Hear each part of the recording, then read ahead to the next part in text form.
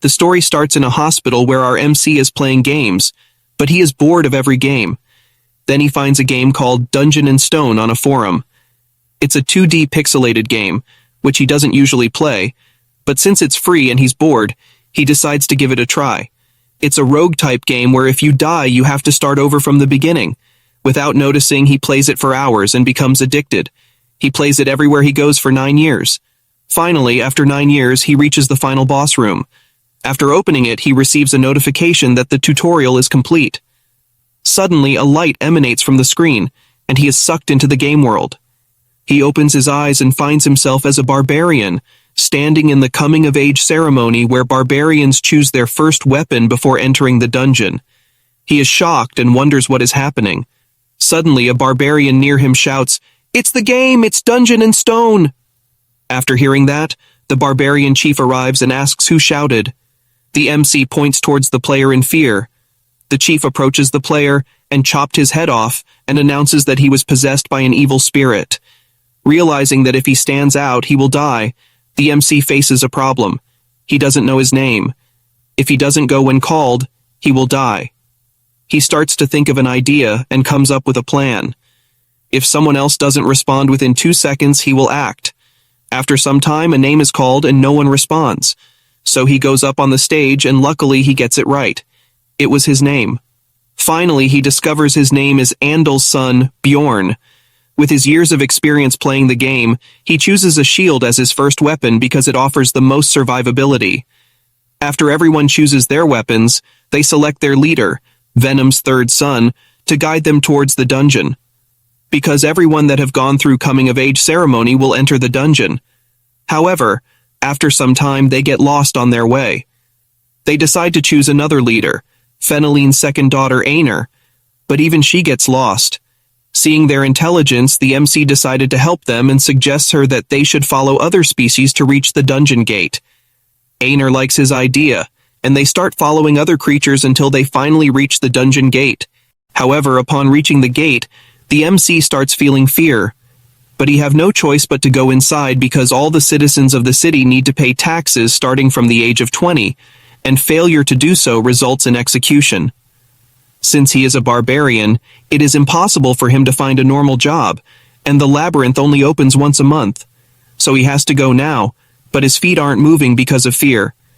Then Aner gives him some encouragement, and also thanks him for helping earlier. After that, he gathers his composure and enters the labyrinth. However, instead of transported to the start area, he is transported to an area with complete darkness. Just as he took a few steps, a trap set by a cunning goblin snapped shut beneath his feet. Pain coursed through his body as he began to bleed profusely. The goblin, reveling in its victory, shadowed Bjorn's every move, eagerly awaiting his impending demise. Aware of the goblin's presence, Bjorn feigned weakness and collapsed to the ground, his breathing shallow. Seizing the opportunity, the goblin threw a rock at him, testing to see if he was truly dead. Confirming his suspicion, the goblin approached Bjorn. But Bjorn, despite his injuries, mustered his strength and launched a surprise attack. In a fierce struggle, he emerged victorious, and the goblin's body disappeared. Leaving behind a 9th grade magic stone, a highly coveted and valuable item in this world. Yet, its worth was equaled that of a mere piece of bread. Despite his victory, Bjorn's wounds continued to bleed profusely, posing a grave threat to his survival. Desperate for aid, he forced himself to keep moving, dragging his injured body across the unforgiving ground. Hour after grueling hour, he fought against the encroaching darkness, his resolve unwavering.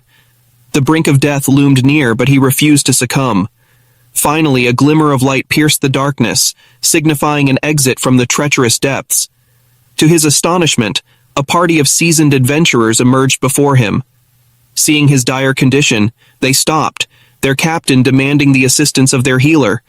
However, much to their dismay, the healer refused, unwilling to use her limited holy power on a stranger. Undeterred, the captain turned to another party member, asking him to give a healing potion. Reluctant due to its cost, the party member initially refused, but the captain, demonstrating his leadership, promised to repay the debt in due time. Relenting, the party member handed over the potion, and with careful precision, poured it onto Bjorn's injured leg. Unbeknownst to many, potions in this world inflicted a searing pain when used, making them impractical for use in the midst of battle. The healing process was arduous, but Bjorn endured the agony, his wounds slowly closing under the potion's influence. Grateful for their aid, the captain inquired how he had arrived before him. He wondered if there was a hidden shortcut he had missed. Bjorn, tell them what happened, after listening his explanation. The captain explained that such occurrences were exceptionally rare, happening only once or twice every 100 years. Bjorn couldn't help but reflect on his ill-fated luck. With their paths diverging, the party bid him farewell, and Bjorn resumed his exploration of the illuminated area. With a renewed sense of purpose, Bjorn ventured forth, his eyes scanning the surroundings for any signs of danger or opportunity. He knew that the light before him marked the beginning of a new chapter, brimming with challenges and untold treasures. Armed with his resilience, honed skills, Bjorn prepared to face whatever awaited him in this enigmatic realm. Little did he know that his journey had only just begun, and the trials ahead would test him in ways he could never have imagined. After his near-death experience, he kept running into goblins. They keep coming. At first he was nervous, but after some time, goblins are no threat to him, and traps are randomly placed in the open. The only problems were food and water, because the food he got from the deputy chief was lost when he was crawling on the ground. Only 2 days' worth is left, and the chief did not give any water, so he has to find it in the labyrinth. So he starts searching, and after some time, he finds the water, but there was already someone else there, but he left himself. After that, he drinks water and started counting the magic stones he collected, and there were 44 stones, and now he started to feel tired and started to feel sleepy. There are 2 ways to sleep in the labyrinth. First, live your life in the god's hands and sleep, or second, find allies to protect each other. He tried the second option, but everyone got scared because of his looks and all the blood all over his body. Then suddenly, the man from before comes and asked him if he is looking for an overnight companion. After hearing that, MC got angry. Then he explained that he thought that they could take some sleep while protecting each other. Then MC understands that it was called an overnight companion, and he thought he was saying After that, he agrees, and they play rock, paper, scissors to determine who will sleep first, and MC lost. So the man gives MC a watch and asks him to wake him up after 2 hours.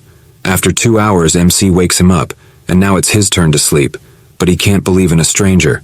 So he pretends to sleep to see if that man does something, but he doesn't do anything. After 2 hours, they change turns again, but MC is frustrated because he didn't get a single minute of sleep, and he was so sleepy that his eyes closed, and MC falls asleep.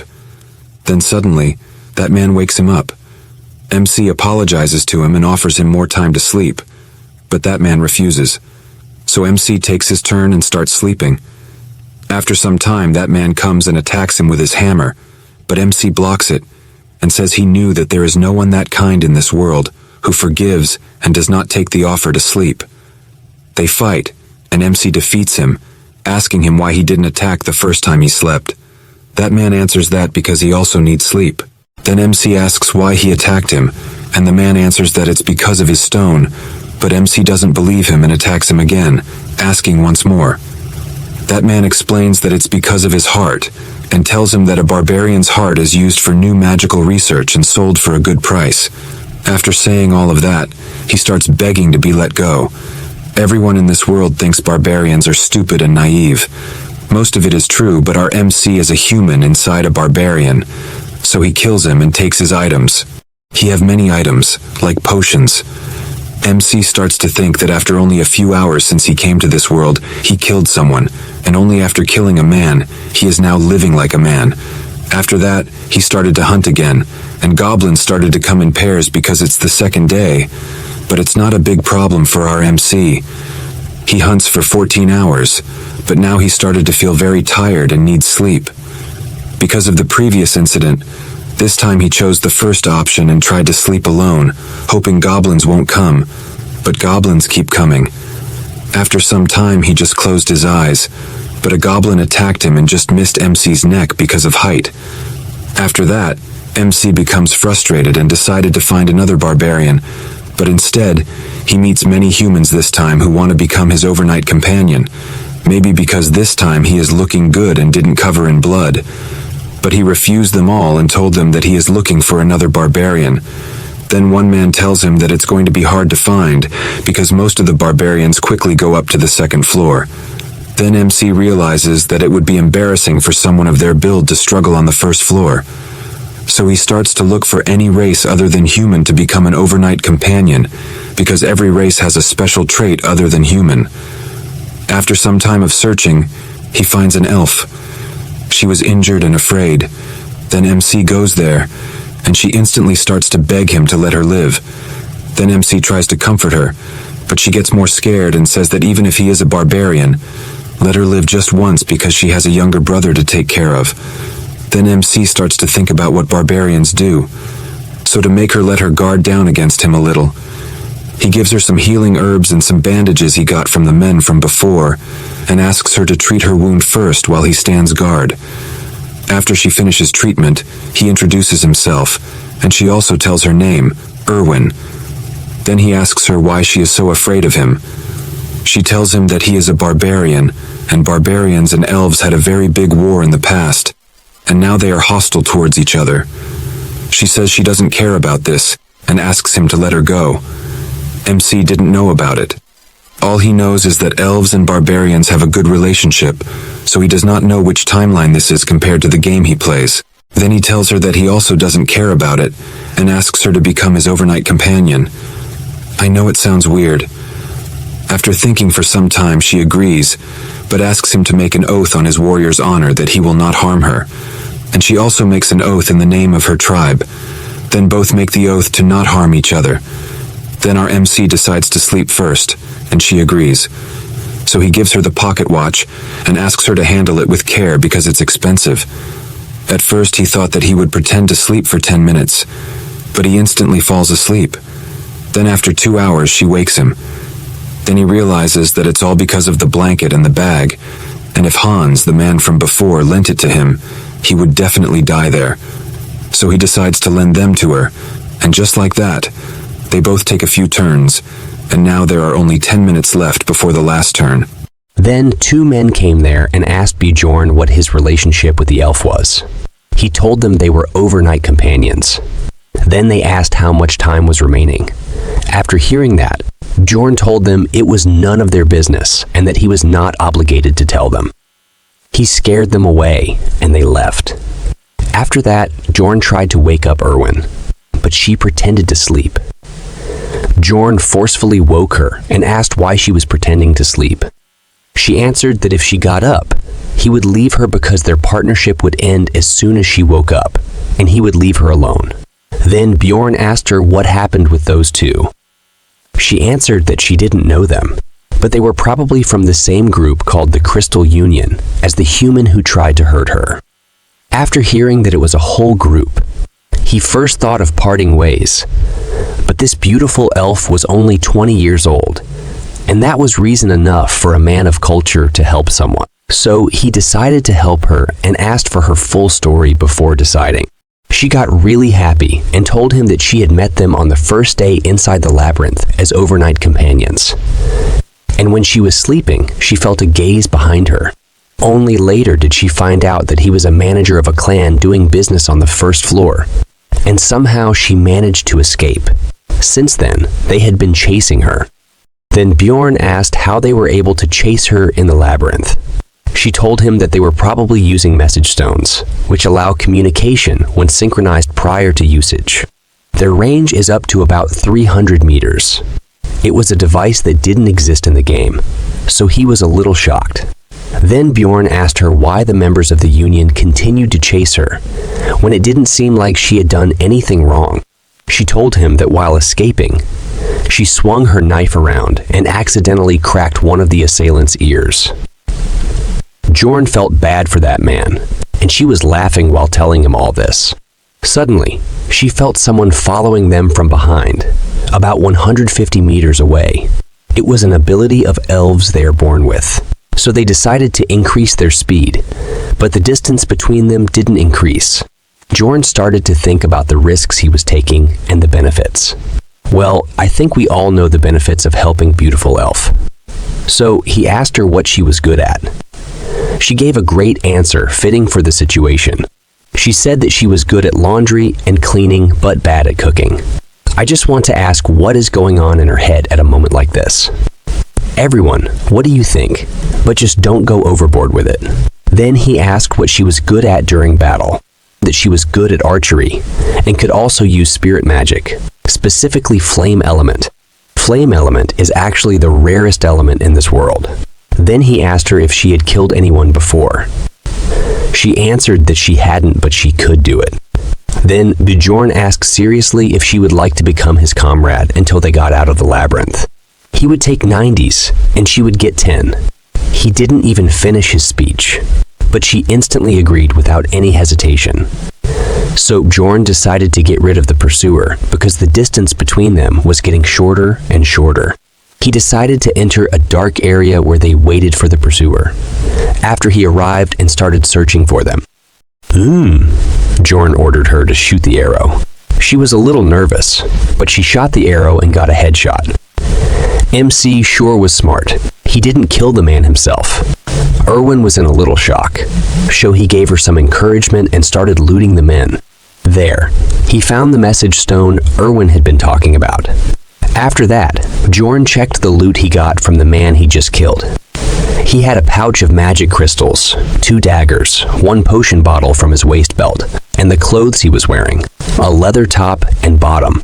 Bjorn sure was a scavenger, and I like this kind of Bjorn story. Then MC asked Erwin about how to use the message stone, and she told him that there was a button on the side. After Bjorn pressed it, a voice came from it, and there was someone giving everyone instructions and asking them to catch the elf and the barbarian with full instructions. He also placed a 10,000 gold bounty on their heads and asked everyone to gather at the Goblin District, which was where Bjorn and Erwin were currently. After hearing that, Erwin got scared, but MC asked her not to be scared, and they moved up to the 2nd floor. After hearing that, she asked if they were really going to the 2nd floor by themselves, as there was a huge difference between the 1st and 2nd floors. Bjorn said he knew it and told her that they would just stay near the entrance, and they were also a good match. She got flustered after hearing that, but she still hesitated to go to the 2nd floor. Then, suddenly, a voice came from the message stone, saying that whoever found the elf first could enjoy her first on top of the 10,000 gold. Then another man's voice came, saying that if she was too resistant, could he cut off one of her arms and legs. Then that man asked if they should just leave the important part, and he asked if they all knew what he meant, right? After hearing all of that, she immediately agreed to go up to the 2nd floor. This makes Bjorn's work easy and saves his time. He always likes to help people in need when it is beneficial to him, of course. When a chance like this comes, of course, he will take it. After that, Erwin asks Mick about the path to the 2nd floor. Bjorn said that he doesn't know the specific path, but the dungeon is designed in such a way that if you keep following the darkness, you will reach a portal, since the darkness represents a path that leads you to the upper floors. Suddenly, Erwin stops Bjorn because there was a trap. After seeing the trap, Bjorn remembers the dark past and that he just walked a few steps before stepping on one, but they only appeared now after so late. Then he realizes how unlucky he was. Then Erwin asks Bjorn to let her handle it, and he should rest. Then Bjorn told her not to use spirit to save strength. With her clumsy look, you can understand what she is going to do. After that, she goes near the trap, and suddenly 2 goblins attack her, but she was ready in counter. Attacks them and kills the first goblin. Then the second goblin. Then the second goblin tries to attack her, but she quickly finishes him too. After that, she gives both stones to Bjorn according to the agreement of 9-1, and she seems very happy about it, saying there's something her younger sibling has been asking for. And if they keep progressing like this, she can earn a little bit too, right? After hearing that, Mick feels like she is trying to insult him. I also feel the same. But she's got a point there. Then a voice from the stone comes again, saying that they are raising the bounty on the elf to 20,000 gold, dead or alive. After hearing that, Erwin gets scared again. Then Bjorn asks her not to worry, and says there's no one who will search in the dark for them. And these bastards don't have the best teamwork. That's all he said to her. But inside his mind, he was thinking that it's suspicious, that all things are going too well. He was just thinking, but suddenly, Erwin shouts, "There are ghouls." After seeing them, Bjorn starts to think, how are the ghouls here? On the first floor, there are different monsters based on the direction you go, and ghouls are supposed to be in the south. They've come too far after roaming for so long, but actually, it's a good thing for Bjorn. Maybe you guys are thinking about what level Ma currently is, right? To know that first, I'll explain the experience awarding system for the dungeon in stone. You are only awarded for the first time you defeat a monster of the same species. But if they are from a different rank, you can also gain experience. For example, if you kill a goblin and a goblin chief, they are both considered different species, and you gain experience from both of them the first time you kill them. Meaning you need to defeat as many species as possible in order to level up, so Mick is just level 1. And by the way, a personal question, I'm also thinking of making a similar game, but in 3D, of course. So can you guys tell me which platform I should create it on? The mobile version will have lighter graphics compared to the CC version. Also, tell me all your ideas about gameplay and everything else. And if you guys want, I can make another channel where I'll share my progress on it. Now, let's get back to the story. Erwin said she will handle it alone, but denied it, asking her to cover from behind. After Bjorn comes within a certain range of ghouls, they attack him. And why is their hair like melting cream on top of a cake? Well then, the fight begins. And it was a piece of cake with Bjorn's power and Erwin's artillery.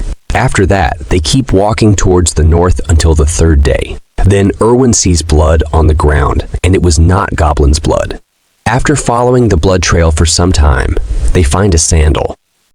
And I think everyone knows about the dark past of Mech. After seeing that, the portal was less than 10 meters away from his starting point, and if only he had gone in the other direction. Just how much bad luck does he have? Because anyone who opens the portal first to the 2nd floor gets 2 experience points. And as I told you before, you can only earn experience points 1 time from the same species, so it's very hard to level up. But you can earn these experience points every time the labyrinth opens, and it becomes a kind of race. That's why the team who saved Bjorn on the first day asked him about it.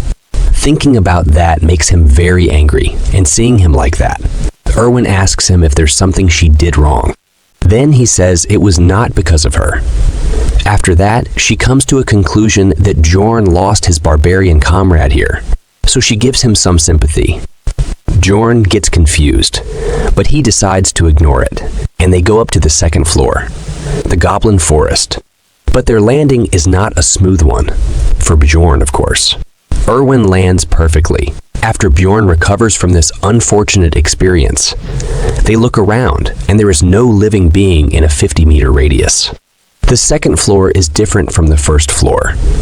While the 1st floor is like an underground maze, the 2nd floor is an open forest, and there are 4 gates in 4 different directions on the 1st floor, and each gate leads to a different place. But you can go to the 3rd floor from any of them. Just tell me, what's with the ghouls? Others look good, but ghouls look like ice cream is melting on their heads.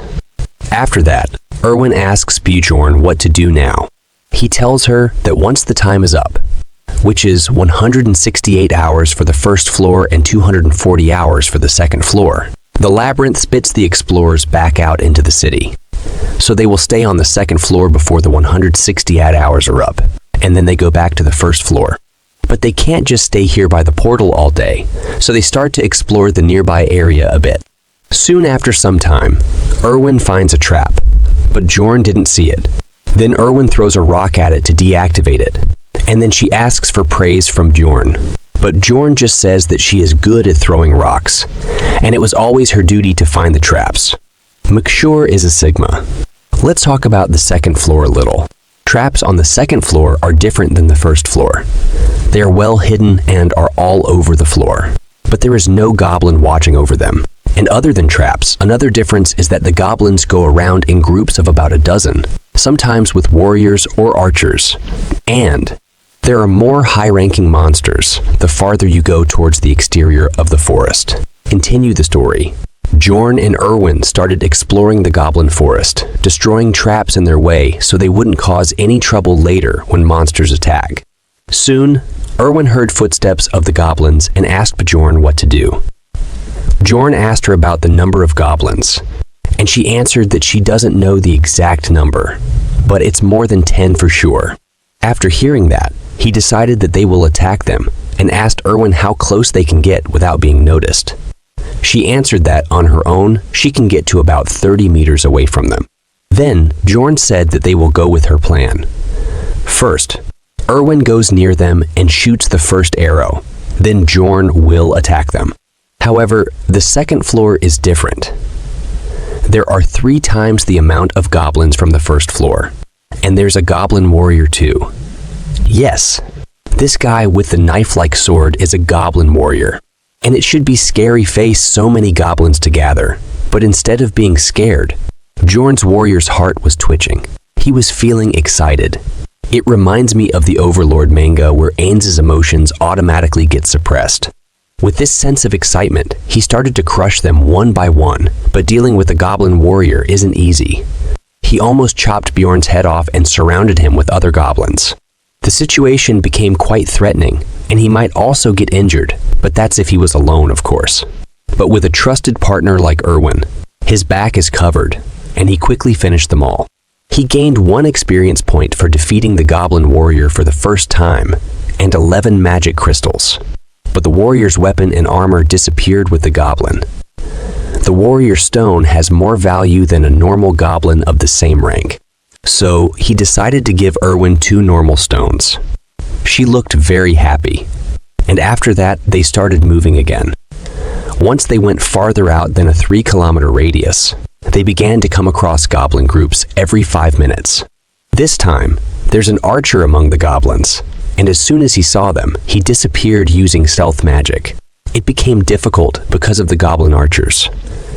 But it wasn't enough to defeat Bjorn. He just had to focus a little more to dodge the arrows coming towards him, and he easily defeated the goblin archer. After 15 hours of fights, they decided to take rest. And Bjorn gave Erwin the first chance to sleep, and she instantly fell asleep. Then Bjorn started thinking that explorers are scarier than the goblins, especially now that he has a reason to be worried, and it's a problem that she's so pretty. He said it out loud, and Erwin woke up instantly and asked him if she is really pretty. But Bjorn asked her to sleep.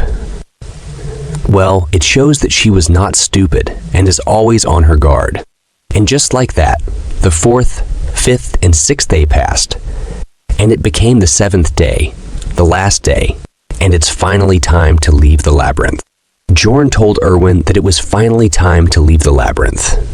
There were only 2 hours and 47 minutes until the first floor would spit the explorers back out. Erwin told Bjorn that she's so tired that she will immediately fall asleep as soon as they're out. Bjorn told her that they should go back now because they should get to the portal earlier rather than late. Of course, things would get a bit tricky now, because the goblin groups had respawned and put down new traps all over the place. Erwin also sensed a goblin group 70 meters away from them with 8 regular goblins, 2 archers, and 2 warriors. Bjorn decided that they will fight. Goblins were just chatting and laughing. And just like before, Erwin shot from afar and popped one of them in the skull, leaving the other goblins stunned. Then Bjorn charged in with his fierce look, scaring the goblins, and he started his attack. He knew that Erwin would take care of the archers, so he focused on killing the warriors first. Bjorn had become a master at fighting goblins, swinging his hammer around and hitting them all to their death in each shot. Erwin also got used to it. She knew exactly when and who to shoot. And because of that, the time it took to kill all the goblins had shortened. He praised her and told her that she did a good job, and she loved having Bjorn's approval. But he told her to tell him when she kills the archers so that he doesn't have to worry about getting shot while fighting. She apologizes and tells him she wasn't sure if the last one was hit or not. He is a bit confused, but agrees that unconfirmed information would be more dangerous. While Erwin just smiled and waited for a response. He was thinking about how much she's grown. He's actually kind of proud, but I doesn't know who he is proud of. To me, it looks more like self-appreciation. Suddenly, Erwin calls Bjorn's attention to something cool near a dead goblin. Its corpse hasn't fully vanished yet. Rather, it has a blue aura around it. Bjorn notes that this essence particularly belongs to the goblin archer. Essences are a part of the skill system in Dungeon and Stone, which gives you passive and active skills with varying stats, depending on the essence's type. There is only one essence allowed per level, but it is kind of like a cheat. It's one of the most valuable treasures for an explorer, and there will always be a limit to how many essences you can absorb. He remembers his early days of playing the game, and recalls how each goblin has a different ability attached to their essence, and your fate will depend on which essences you take. It has a near 0% drop rate, and he never expected to see it here. He was speechless as they stood near it. It feels too good to be true, and he senses something bad might happen. Then our weird but cute Erwin asks him if she would become a goblin if she ate it. Bjorn tells her that she wouldn't, but she would earn a part of the goblin archer's abilities. He tells her how the guy who was chasing them on the first floor had taken a razor mane wolf's essence, which gave him the ability to track their smell. He asks her if she wants the essence, and she says she doesn't really care much, but she will take it if Bjorn doesn't want to take it. Bjorn doesn't care about the goblin archer's essence. He's a barbarian, and he already knows what essence he wants, and this essence would be useless to him. So he tells Erwin that she can have it, but she must promise him something. This is something he was originally going to tell her once they got to the first floor. But right as he was about to speak, they were interrupted by a man calling out to them. It's a group of explorers. He tells our protagonist not to move a muscle. Erwin asks him what he means and mentions that they were just hunting, but Bjorn knew the true purpose of these people arriving. He puts his hands on Erwin's shoulders and says she doesn't need to answer them. Erwin looks confused for a moment. Right then, Bjorn throws her into the goblin archer's essence, and she lands directly on top of the essence, and a bright light emerges from the essence, covering her. The man, who looks like he's from Naruto anime, starts screaming out of rage because Erwin ate the essence and is now fusing with it. He claims that the essence belonged to them. Erwin stands up and leans her back against Bjorn, thanking him for the essence. Bjorn knew that he would eventually run into people like these. People who wait until they see an opportunity to grab something from unsuspecting explorers. However, they couldn't do anything about it now that Erwin had absorbed it, and it was gone forever. Bjorn took a step forward and told them to come at them if they wanted to fight. He was confident, showing no fear as he looked towards them. He knew they were at a numerical disadvantage, so they needed to show confidence and boldness. That group started getting nervous, looking at the oversized barbarian with his hammer in his hand. He sure was intimidating. He told them he was ready for a fight if they wanted one, but if they were scared, they could back off. It looks like we are going to see some real fight very soon. But for now, we have to wait because that group decided to go from there. But before they left with a warning to Bjorn that they will come. After that, Bjorn and Erwin start running towards the portal, and Bjorn tells Erwin not to stop until she reaches the portal. She runs at the fastest speed she can while asking Bjorn if the four from earlier are gone, or whether they'd chase them. Bjorn remembers how they threatened him that he would get revenge for the essence, and even if they didn't follow them, they would probably end up in the same place, which confuses Erwin. Bjorn tells her that they were a party of 4, which is a good number for a second-floor raid. But they were loitering around the entrance, which means they were planning to go back to the first floor and leave the labyrinth, just like them. They were doing the same thing as them, and Erwin appreciates Bjorn's ability to think critically. Well, for others, he is a barbarian after all. As they run, Erwin senses a group of goblins 50 meters away from their location, and Bjorn says that they will avoid them. However, Erwin tells Bjorn that they can't run because the goblins are coming towards them. Bjorn is shocked to hear this, because the goblins hadn't found them once during the past few days. So how did they find them now? He wondered if this was a coincidence. So they decided to go in the opposite direction. As Bjorn made a quick turn, Erwin was agreeing with him, but suddenly an arrow comes flying towards her. Bjorn grabbed her by the shirt and pulled her backward, but the arrow wasn't from a goblin archer. She says she was going to dodge it herself, and Bjorn says that it's the guys from earlier who shot at them. He tells Erwin that they lured the goblins to their location, and they're waiting on the opposite side. They were planning to tire them out with goblins, and now they had no choice but to fight. He told Erwin to use her powers. She is confused as to what powers he means, and he tells her to use the essence's power that she had acquired by eating the goblin archer's essence. You see, every essence has its own special ability, and since Erwin had absorbed the goblin archer's essence, it would give her special powers.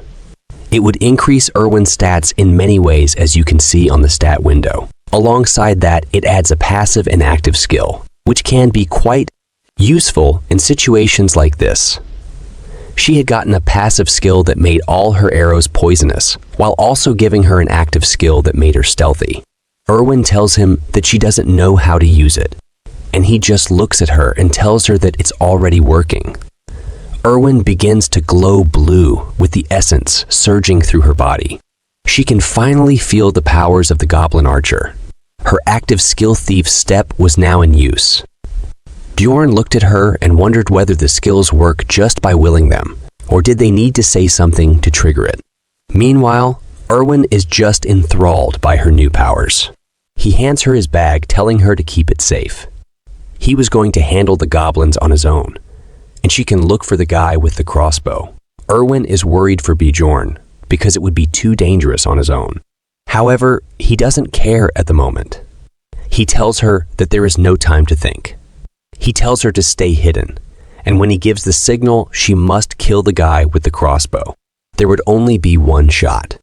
After that, he runs into the forest towards the goblins without even telling her what the signal would be. After some time, he stops, because goblins were surrounding him from the left while rushing into the goblins headfirst. Bjorn notices how those guys haven't shown themselves since they shot at them with a crossbow. Early on, he assumed that they would show themselves once he killed all of the goblins, and he began the killing spree. Blood splatters were everywhere as Bjorn was killing the group of goblins.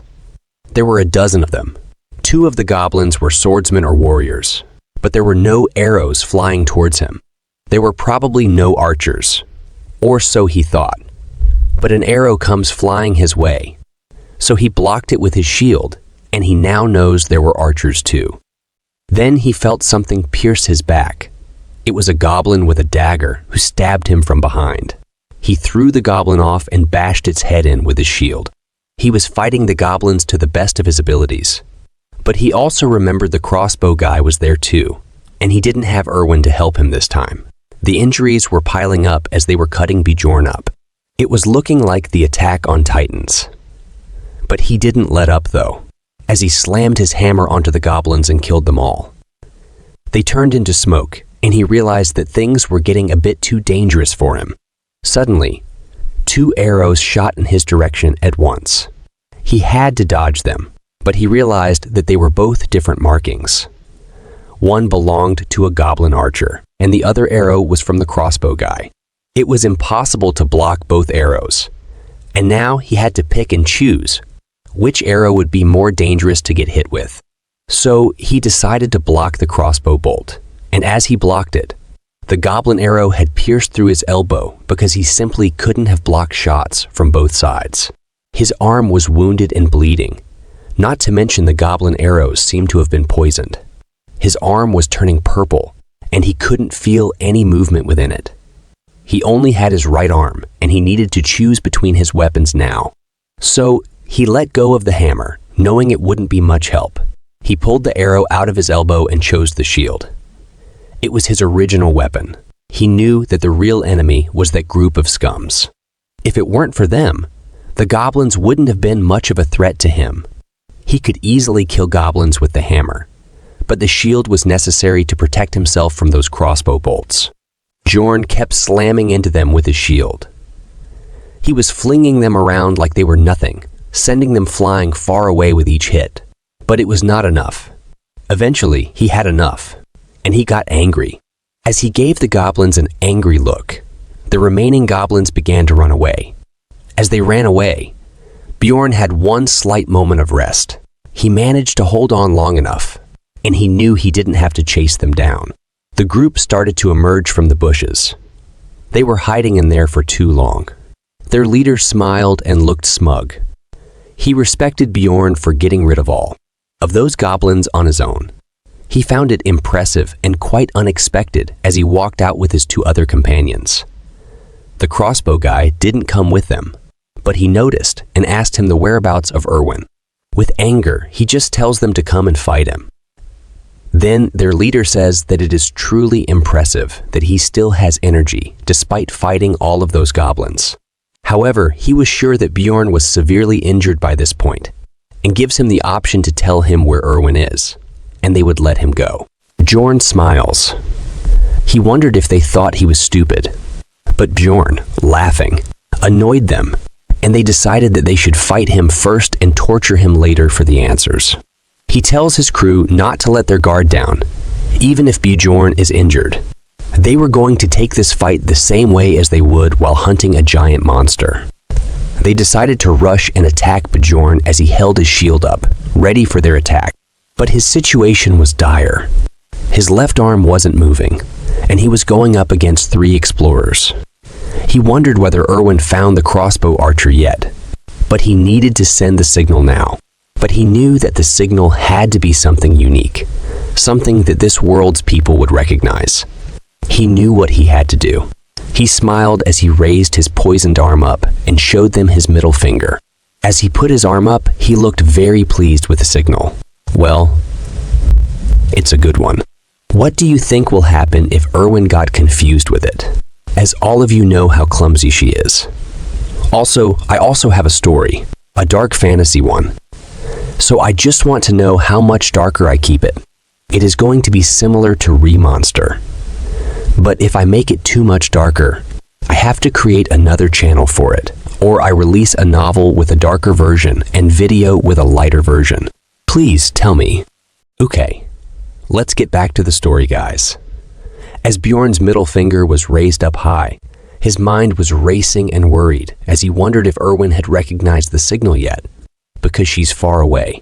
Of course, the red-hair man and his crew didn't know what this meant, and this confused them. While they were confused, Bjorn had no choice but to trust her. So he charged at his enemies with his shield. He rushed towards them, but their leader stopped him by slamming his sword against his shield. Feeling Bjorn's strength, he began to be undermined, so he called his samurai friend for help. While Bjorn was focused on him, the samurai came in swinging his sword, slashing at Bjorn's shield and pushed it out of the way. Bjorn could feel the power of the samurai warrior, but he knew that he couldn't back off. So he decided to be aggressive towards the samurai, but the samurai easily dodged his attacks. However, hitting them is not his original goal. He wants to distract them to make an opening for Erwin. In the midst of the fight, he couldn't help but worry about Erwin. He was worried that she might have been defeated by the crossbow guy. But as he fought, an arrow came flying from behind them. It surprised everyone because it was a crossbow arrow, and it was coming towards their leader. But it was blocked by the shield guy of their team. The shield guy told his squad to focus on Bjorn, and he would focus on blocking any of the arrows coming their way. Both of them rushed towards Bjorn. Bjorn stopped the attack of the red-haired guy with his shield, but he had no chance to fight against both at once. As the samurai guy ran towards him, ready for a killing blow, Bjorn knew what he had to sacrifice. So he protected his back with his left arm, though the poison had already made it useless for this fight. His arm had a huge cut on it now, but he exchanged it for the leader's head, slamming his shield into Redhair's face and sending him flying. So it wasn't a bad trade-off. The samurai guy tried attacking Bjorn, but he dodged it. Then an arrow came flying towards the samurai, and he was shocked. But the shield guy came and blocked it. But he didn't know that the archer they were up against had a fire spirit on her side. Before Bjorn could do anything, another arrow came flying and pierced through the unshielded guy's shoulder. After seeing that things were not looking good for them, Redhair decided to run off and go after Erwin. Bjorn wanted to go and stop him, but he knew he couldn't risk going after Redhair, so he decided to trust Erwin to deal with him herself. He locked his feet into the ground and attacked the samurai guy with full force, but the samurai dodged it at a last moment. However, the samurai was not Bjorn's target from the start. He was aiming for the shield guy. Now, it was just Bjorn, and the samurai left standing. They clashed again, but Bjorn could see that the samurai was trying to buy time for Redhair to come back, so he decided to finish it in one shot, even if it was dangerous. He pretended to swing his shield, but instead he threw it towards the samurai's head, hitting him hard. But if he missed, it would become dangerous for him. Now, he grabbed the samurai guy by his collar, and Bjorn knew that he didn't have much strength left and was about to die if he messed things up. So he lifted him up and pulled him towards his face and literally bit his tongue out of his neck. The barbarian rage had taken over, and he was moving off of pure instinct for survival. Now, both of Bjorn's opponent's bodies were on the ground, and he was left standing alone. Erwin came running to him from behind, tears in her eyes because she was worried about Bjorn's safety. She also killed both of her opponents, and now they had both survived the game of survival one more time. This time, it got a bit too close for comfort though. As Erwin saw how wounded Bjorn was, she handed him a potion, telling him to drink it immediately. Bjorn was confused because he didn't know that people can drink it. She told him it's better to drink it than to pour it on your wounds, and since he was poisoned, it would clean up his insides too. Bjorn chugged the vial of healing potion and dropped it on the ground as he sat there healing. He could feel his insides boiling, his entire body burning in pain, and his veins were itchy and hot. That's the reason why people pour it on the wound instead of drinking it, even if it has more benefits. While Bjorn was healing, Erwin was next to him, encouraging him. Then he asked her how much time was left. Erwin checked their watch and told him that it was 11:20, which meant that they had 40 minutes until the first floor closed. They did not have any time to rest despite the fight. Then Bjorn asked her to strip, and she had a regular reaction for her standard akos. She was thinking that he was doing it so suddenly, so he must have a reason for it, and she started taking her top off. Or I was just thinking too much. She is the same Erwin we know. Then Bjorn asked what she was doing and told her that he meant stripping the bodies of the dead guys for items and resources. But now that they had only 40 minutes, Bjorn decided to just take their equipment, magic crystals and backpacks. They didn't have time for other things. So Erwin went to get Redhair and Crossbow Guy's things too. They had only 34 minutes left when Erwin came back with all the stuff. After that, they ran through the forest at top speed. There was only 1 minute left, but they got to the portal of the first floor, and then they jumped into the portal. They managed to come back to the first floor in time. Erwin rejoiced in their success. She had lots of fun. Meanwhile, Bjorn still wondered how she managed to land perfectly every time. She told Bjorn that he did a great job. Then he told her that she did a great job too. Then she leaned in close to Bjorn, asking him what he wanted to say earlier before. But there were less than 10 seconds left before the labyrinth closed.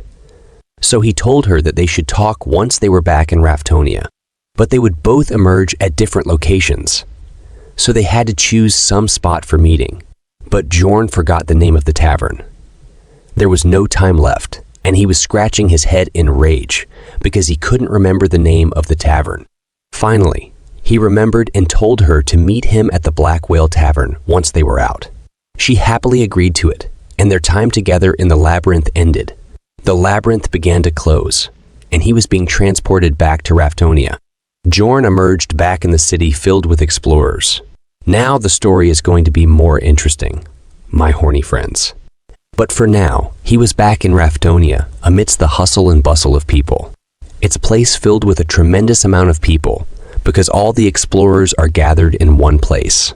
But for now, he began to reset his clock because time in the labyrinth flows differently than in the city. No matter how many days you spent in the labyrinth, once you come back to the city, it's always noon on the next day. And you have to reset your clock so that it points to noon. I was curious about one thing. If no matter how many days you spent in the dungeon, you come out the next day and the higher the floor, the more days it takes to close, does it mean you age faster compared to the person outside? Or does the age of the person inside the dungeon not increase? Think the second option is more reasonable. What do you guys think? Let me know in the comment section. Let's get back to the story. In the crowd, he saw a tall barbarian calling out to him, and he wondered what this guy's name was. As the two men shook hands, Bjorn remembered his name as Vanon's second son, Karak, but he was actually the third son. Well, Bjorn always does that. Then another one came, and he was glad to see both safe. This guy's name was Serum, and the name reminded me of something. What about? After that, within a moment, a crowd of barbarians gathered around, surrounding Vanon's second son, Karak, talking about their experience in the labyrinth. He sure was a popular guy, but Bjorn didn't seem to be happy about it. They were having a whole reunion, but I didn't see Aner anywhere. Maybe we'll see her in the future. For now, one of the barbarians challenged Karak to a duel, and Karak accepted it, which was a celebratory barbarian thing. So they all decided to head out to the bravery checkpoint, where they could get their magic crystals counted, as well as talk some more and share their experiences as they walked away. They asked Bjorn if he was coming with them. It didn't really seem like he wanted to, but he obliged anyways, because what else could he do? At the register table, a lady was counting all of the magic crystals. Some had 20,000, some had 30,000, and at the end, Vanon's third son, Karak, stood above them all with 40,000 magic crystals. Everybody was cheering for him, calling him the warrior of warriors. Then Bjorn walked up to the register and dropped a bunch of bags on the counter. The cashier lady began to calculate. She was so fast that Bjorn was left shocked. After the count was done, it turned out that Bjorn had 182,413 magic crystals. Hearing the numbers, Bjorn was also in shock. After hearing that, they gathered around him and started cheering for him. They also noticed his equipment and bag and started saying that they were jealous of him and that he was a true warrior. All of them were truly happy for him. He was being lifted up and thrown in the air by a crowd of barbarians. And he enjoyed that moment. But people started to complain about it. So the squad decided to hang outside of the checkpoint while some of them stayed inside the building to get their magic crystals counted. As they sat on the steps, Bjorn decided that he should follow all the other barbarians because there might be something left to do that he doesn't know about, and he doesn't want to take the risk of getting exposed. So he would wait for them to return and stick with them. In the distance, he saw a group of elves hanging out. In that group, he saw Erwin. She was talking to her friends about how she learned to control spirits, and they applauded her. Bjorn felt envious because she hung out with that sort of crowd. But he was surrounded by the savages instead. He noticed that she looked at him and waved stealthily from afar, trying to hide her connection with him. He quietly told her to meet tonight, and she agreed. Then the elf lady asked Erwin if she knew him. She denied it immediately. Meanwhile, the same happened to Bjorn. Karag asked him if he knew the elf, but Bjorn said no. Of course, barbarians are free, spirited and loud, and this guy straight up shouted that there's no way a #1 warrior like him would hang out with those cowardly earheads. This pissed off Erwin's friends, and the mood became tense all of a sudden, but she didn't escalate the situation. Bjorn was annoyed, but thankfully, the rest of the barbarians came out of the building. So Bjorn got up, telling the other barbarians that they should leave now that everyone's here.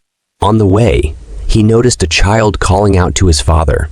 The child ran up to his father and hugged him. They told each other that they missed one another. This was also a feature in the Dungeon and Stone game. Anyways, there were moments of joy once you came out of the labyrinth. People would meet their families and friends. However, there were also moments where people would die, and the repercussions of that could be felt. A woman cries to her husband's companion, begging him to tell her where he is. But the companion can say nothing because her husband had died. Another moment happens where a woman is crying as a little girl innocently asks her mother where her brother is. These moments of agony and sadness couldn't be felt throughout the 2D game graphics. But now, seeing it in real life, his feelings were in chaos. After some time, the barbarians raised their mugs to drink the night away, pouring liquor down their throats like true barbarians. Bjorn thought these guys were going to do something important, and he was worried he might miss a necessary step of sorts. But they were just trying to get drunk. He was angry looking at them, wasting his time. So he slammed his hand on the table and told them that he had somewhere else to be. Karak was shocked upon hearing this. The whole crowd became angry when they heard this.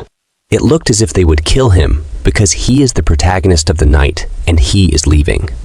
But they let him go happily while still calling him the best warrior. As he walked through the streets of Raftonia, he could hear the laughter and joy in people's voices. This place was peaceful, and he felt comfortable walking around. He thought that there were no monsters or humans that would harm him. As he looked around at stores, he felt the relaxation of being in a place that had rules and laws. In this place, even if he fell down on the ground, nothing would happen to him. Unlike the labyrinth, someone might even help him.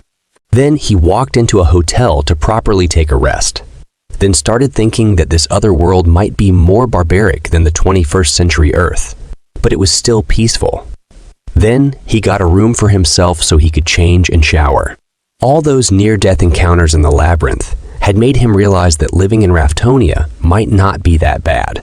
After he came out of the shower, feeling refreshed, and now all he wanted was a comfortable bed to sleep.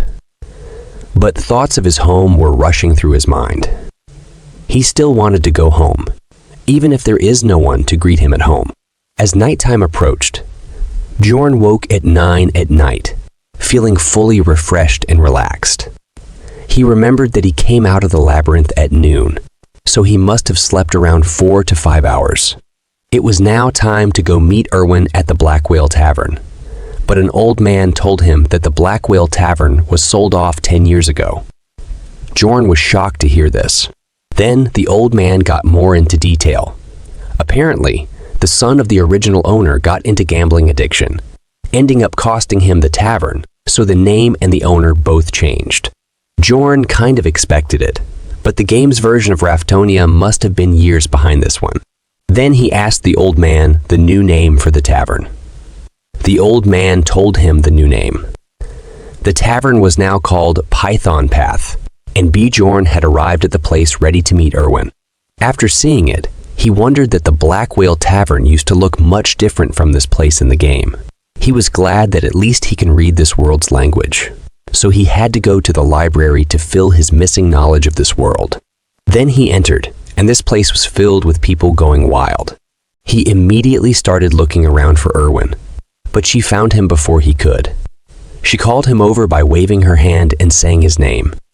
However, he noticed the elf lady from earlier was also there.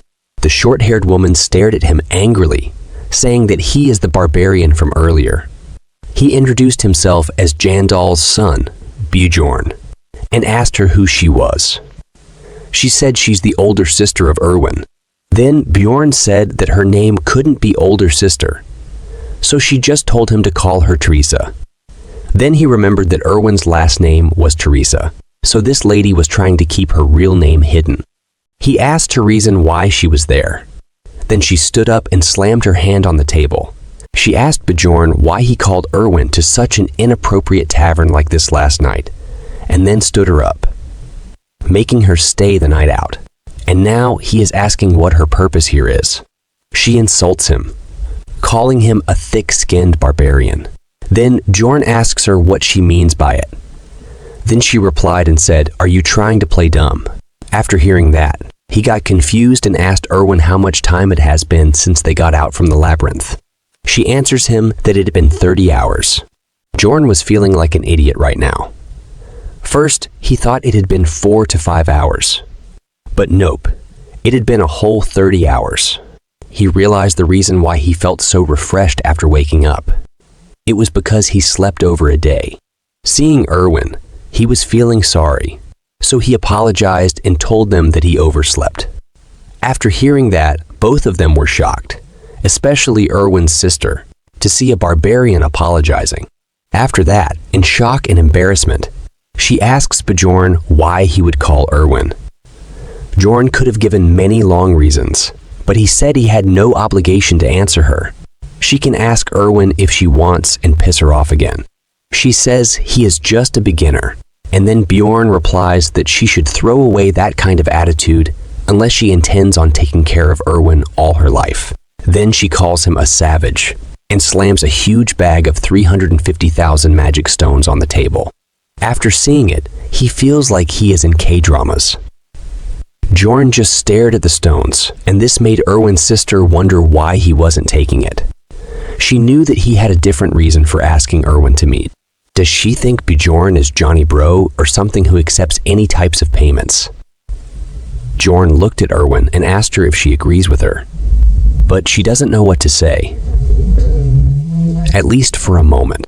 However, Bjorn tells her that the deal for giving her the essences was that she'd help until he got the amount he wanted. After hearing that, Erwin was a little disappointed. Then Bjorn told her that they would also split the rewards 50-50. Erwin was overjoyed at first, but suddenly she realized something and asked for Bjorn's forgiveness because she wouldn't be able to go labyrinth exploring with him anymore. This made Bjorn wonder and puzzled because he thought that they were a really good and pretty compatible duo. Then her sister explained that she comes and explores the labyrinth with her from now on. She said that they were just following tradition and letting her go alone since it was her first time. However, she never intended on letting Erwin explore the labyrinth on her own. Bjorn now realized that she already had someone to accompany her through the labyrinth, and he was jealous of people with personal connections. Then she pushed the bag further towards him and said that if he understood, he should just take this pouch. But Bjorn stopped her and said that it was a result of splitting the essences in half. She responded that this was indeed because it's the loot they got together. But according to Bjorn, the bag was still lacking 280,000 stones because the promised share was 9-1. She smirked and slammed another bag with the remaining 280,000 stones on the table. He realized that this woman just tried to con him, and he kind of gets why the barbarians hated elves now. He immediately told her to get out if she is done here, so that he and Erwin can get on with the remaining private matters they needed to talk about. Of course, she wasn't going to move, but Erwin poked her on the elbow and told her that while she appreciated her coming here with her, she should go now. She wanted to thank Bjorn and say her goodbyes. This was one of those weird moments when you realize your younger sibling isn't a child anymore. However, she retaliated, pointing her finger at Bjorn and asking him to swear that he won't sleep with Erwin. If he agrees to swear, she will leave immediately. Erwin was embarrassed and shocked that she would say that out loud. Meanwhile, Bjorn wondered if that meant that all the other options were still on. She told him to swear. It didn't mean anything to him, but he swore on his warrior's honor. But Erwin looked most disappointed. After that, she decided to leave, but she still had something else to say to Bjorn. She turned around, thanked him for saving Erwin and keeping her safe in the labyrinth. Erwin slammed her head on the table in embarrassment and was worried that she might have upset her sister. She had never spoken up for herself like this before, and if she was mad at her now. Bjorn told her that she didn't look angry because she was smiling and told her not to worry about it. Erwin remembered and apologized to him that they won't be able to be a team again because she had made up her mind to work with her sister a long time ago. He told her that she didn't need to apologize. Bjorn was a considerate and rational guy. Even he wouldn't have rejected the offer either if some high-level elf offered to carry him. Then Erwin pulled out another bag of 63,000 magic crystals. These were from the loot that they got from the redhead and the crossbow guy, and she had already taken her share, so this was all that was left for him. She also told him that she left the 2 backpacks that she took off at her place, and there were a bunch of things there. So she invited him to take a look for himself tomorrow. Bjorn was surprised that she knows what he wanted to ask without him mentioning anything, but he was disappointed that he already had to give her up as his teammate. Then Erwin asked the last question, and she asked him how she should repay him. He was confused. Then she explained that she had told him that she would repay him for helping her. This is the reason why her sister made him swear that he wouldn't sleep with her. For a moment, Johnny Bro took him over. However, he just told her that he couldn't think of anything at the moment and then asked her if she wanted to eat anything. She told him that she wasn't hungry, so he decided that he would just order for himself because he was starving. This brought an idea to Erwin's mind. She said that she wanted alcohol. She hadn't taken a sip of alcohol yesterday because she wanted to drink the first return drink with him and truly celebrate with him. Bjorn remembered that return drinks were a culture in the game, especially for elves who only lived in their shrines until they were adults and put huge importance on the first return drink. He said that he was glad, but Erwin leaned in closer and told him that he's supposed to say thank you, and he said thanks to her. Erwin was happy. She told him that they went through so much together in the labyrinth, so it was a given that they share their first return drink with each other. She said that this is probably not his first return drink though, but he says that it was actually the first time he was going to have a return drink. She was surprised to know that he was serious when he told her that he was only 20 years old, which is the same age as her. She had initially thought that he might just be joking. He told her that it was his first time in the labyrinth as well. They start celebrating, and as they're celebrating, Erwin tells Bjorn that he did a great job. Then he tells her that she was great too. The two raised their mugs and slammed their mugs together in a toast. After a bit, their mugs were empty and their food was done. Erwin said that Bjorn was wearing a shirt today as she looked at him, and Bjorn only said in his mind that she was wearing a skirt today. Bjorn took a big sip of rum and decided that it was time for him to talk about the more important stuff now. Meanwhile, Erwin just kept admiring his ability to drink. He asked her if she still wanted to repay him, because he has thought of a way. She asked him what it was, but he said he couldn't tell her here, because he feared that the security would come after them. She blushed and looked at him and asked him if they should head up to his room. After they went to the Bjorn room, outside of Bjorn's door, moaning of a woman can be heard from inside. Inside, Bjorn told her to spread wider. He was sweating as he tried hard. As she moaned and screamed louder and said to let it go, he was just scratching her shoulder to check her stats effects. But Erwin screamed out loud from the pain, telling him that he was going to dislocate her shoulder because it had never gone that far back before. He still wanted to make sure though, and asked her if she was sure this was the breaking point. She swore on her family, crying and screaming, so he let her go and told her to rest for a bit. When he let her go, she was in complete shock at being alive. She thought she would lose her arm and life from all that. She looked annoyed and disappointed. She wanted to know if he asked her to come to his room just so he could check her abilities and stats. Then he said that ability use wasn't allowed within the city, and he really wanted to check the difference in her body after the essence. But in reality, he wanted to check the difference between the game and real life. He did this because Dungeon and Stone was not a user-friendly game. There were 3 main stats: body, mind, and ability stats. However, there was a plus icon on the side of each of the main stats, and when you press it, there are thousands of detailed stats. For example, if stamina were to increase, you could carry heavier items and perform better in physical attacks. This was the reason that different characters were capable of different things, despite the numbers of their stats being the same. Bjorn has come to learn of this because he practically put his whole life into the game. But there were still stats that had effects he still did not know about.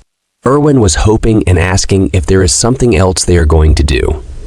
Meanwhile, Bjorn was there wondering about the obsession stat that came with the essence Erwin ate. He doesn't know much about it except that it was a low-ranking stat in the mind stat, and that's all he knew about it. So he asked her if she felt a change in her mindset after she left the labyrinth. Did she start overthinking about something or having patience issues? He needed to know more. She wasn't sure. Still, she remembered that she had a desire for cookies right as soon as she came out of the labyrinth. She did not like them before, but she ate a bunch of them when she came back. He wondered if the obsession stat increased desire, which is probably a given. There were still other stats he didn't know about, so he had to take it into consideration when choosing the essence. Maybe this is the reason why she is so horny for Bjorn, because of the obsession stat. As he was thinking, the horny elf pulled his shirt and said she was sleepy. There were still things he wanted to check, but he couldn't anymore, so they decided to sleep, putting out all the candles in the room. Bjorn closed his eyes, ready to relax. In that moment, he remembered something he had sworn on. As Erwin slept leaning on his chest, he remembered that her sister had made him swear not to sleep with her. But he said to himself that she probably meant the other kind of sleeping together. They got up early in the morning and had brought all of the loot back to Bjorn's inn.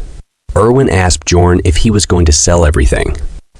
Bjorn told her that he was going to sell most of it, except for a few items. Erwin had her eye on a piece of gear, a leather outfit, and a belt. She asked him if she could have it. He told her that she can have it if she subtracts its cost from her share, and she agreed. Later on, they went to a merchant shop where they sold all of the extra equipment for a good amount of money. The sword was sold for 350,000 stones.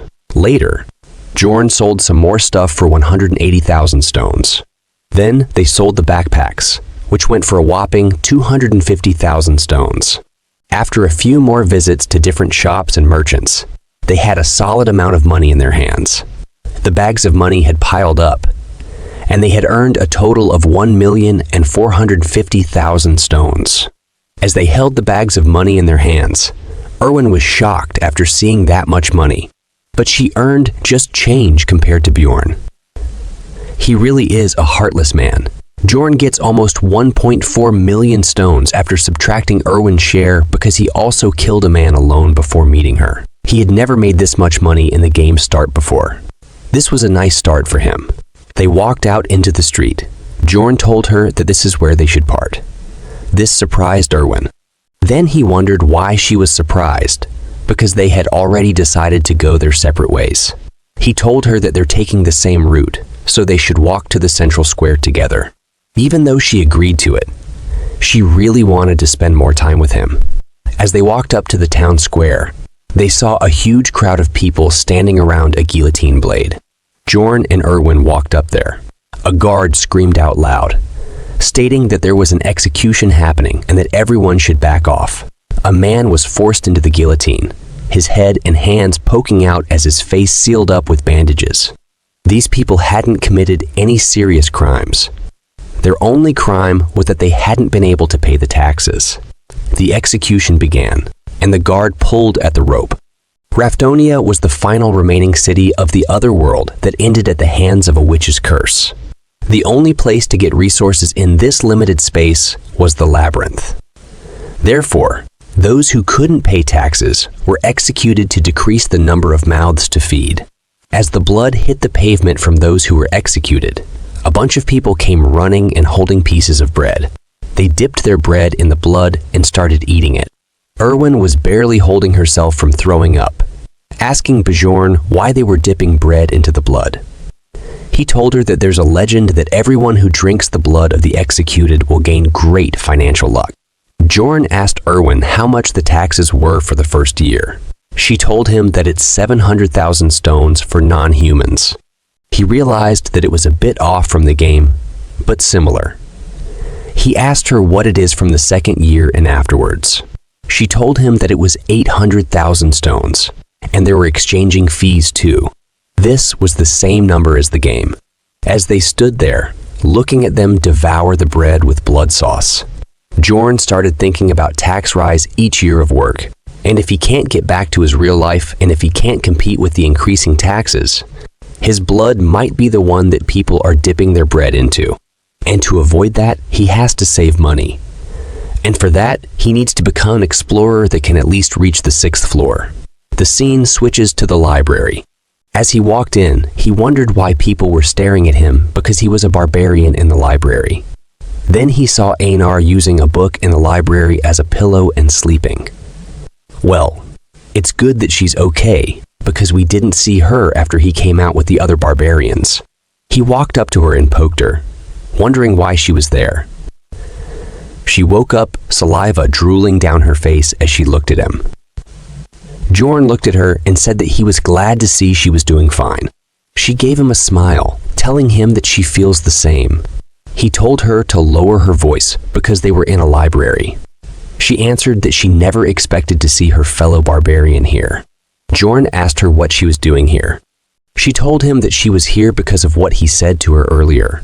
He told her that she should think before acting, and she wanted to gather more knowledge in order to think properly.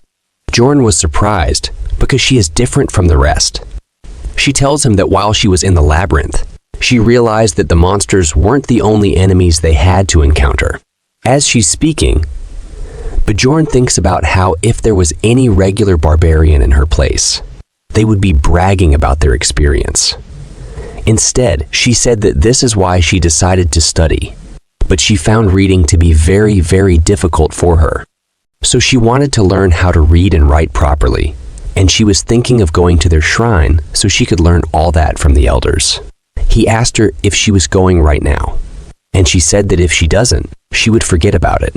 As she's walking, she remembers that she promised to repay him for his advice if they came back alive from the labyrinth. She told him that if he ever needed anything, all he had to do was ask her at the Angry Bull Tavern. He looked at her and said that he would definitely come to her if he needed. He was simultaneously hoping that she doesn't forget about this promise in a couple of days, because he was probably going to need her help very soon.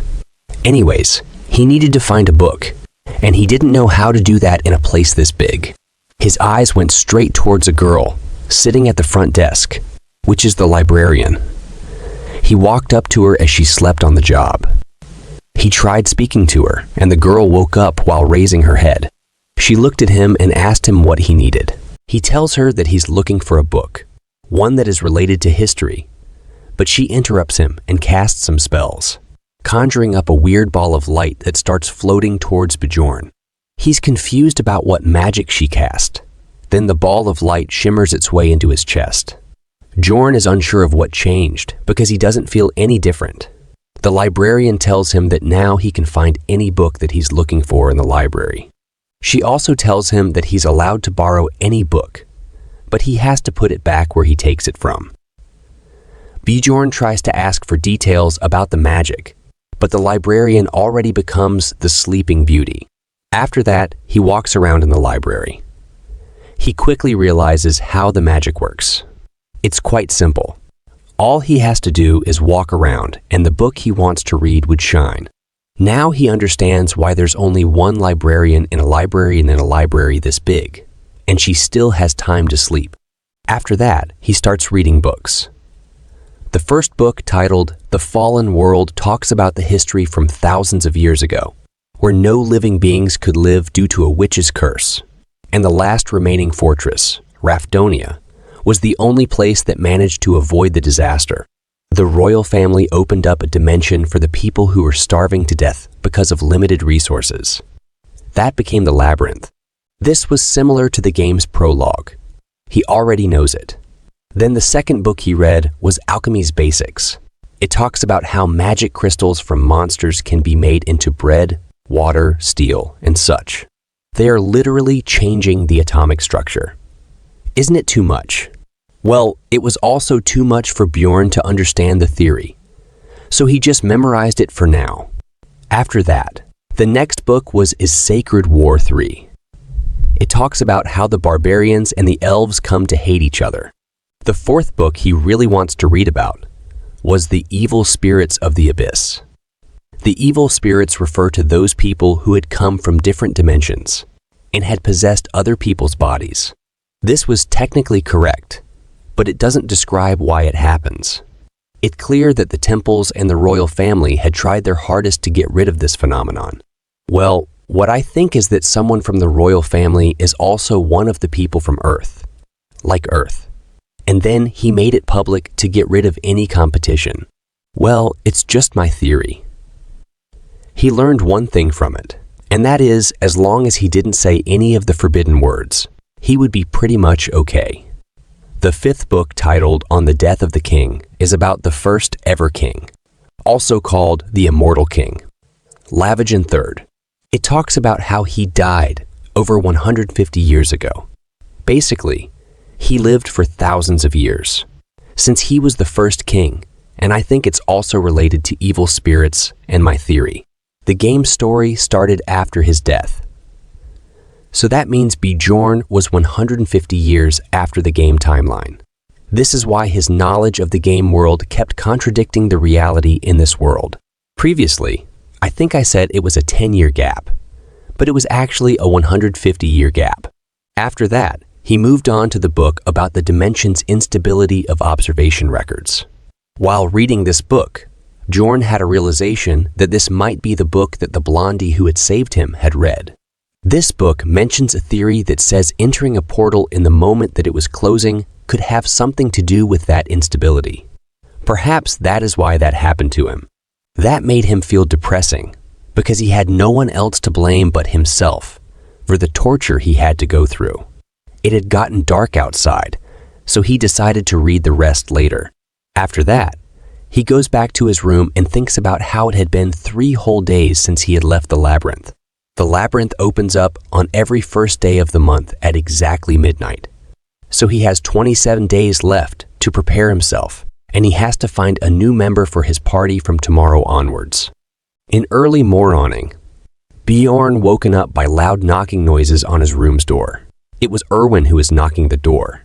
He hurried to get out of bed, then he opened the door to see why she was standing outside. He asked her why she was banging on his door so early in the morning. He was just saying, but suddenly he felt an incredibly powerful gust of wind. It was Erwin's new contract. She was excited to show Bjorn that she had succeeded with the new Sprit contract. She told him that she had tried 10 times with the Spirit Stone that her sister gave her, and it worked out, and it's a wind spirit. It was perfect match with her fire Sprit. He congratulates her, but in his mind, he was think about that how rich her sister and her family is, because Sprit Stone is an item that lets you sign a contract with a Sprit with 10% possibility. But they are pretty expansive, and she tried in times. And before she was saying she have a little brother to take care, acting like a poor, helpless lady. Well, whatever. After he saw it, he told her to get rid of it. She wanted to show him more, telling him that she hadn't shown him everything she can do. Then her to look what mess she made in his room. After seeing it, she started to apologize. She promised to clean up the whole mess right away. A little while later, Erwin sat on the bed looking tired after she was done cleaning up the whole room. Bjorn looked at the room and wondered how incredibly talented she was at cleaning, even though she had told him before that she was great at it. He congratulated her on having a contract with the spirit, and she was really happy as she thanked him. But he is a stud. He told her that she shouldn't have come to him just to show him this. He tells her that she should have spent her time much more wisely, because she would have to go back into the labyrinth in 26 days. While Erwin agreed with his logic, she had wanted him to be the first to know about her achievement. Bjorn wondered why she felt so attached to him and speculated that it might be due to an obsession trait she gained from a goblin archer essence. He wanted to maintain a business-like relationship, but also expressed his willingness to be there for her as a friend and fellow comrade. As the morning continued, Bjorn planned to use his time effectively. He went to a place called the Angry Bull, where many barbarians were staying. He was welcomed by cheers from the crowd, being recognized as the strongest warrior. Inside the inn, a barbarian warrior informed Bjorn that he could stay for a cheap price due to multiple barbarians sharing rooms. Bjorn revealed that he was there to see Feneline's third daughter. He was still forgetting the names.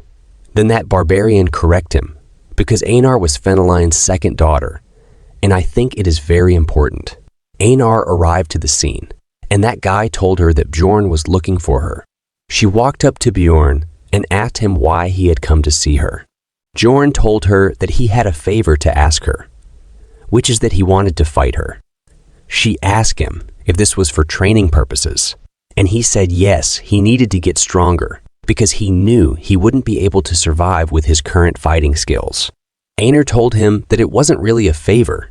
If you wanted that, all he had to do was come out to the field where there were already dozens of sparring. She told him that as long as it wasn't in the morning, she was ready to fight whenever he wanted. He told her that they should begin right away. The crowd was ready to see some combat as Bjorn dashed towards her. He knew that he came to learn, but he wasn't intending to lose either. The fight began, and Bjorn rushed toward Einar with his full power.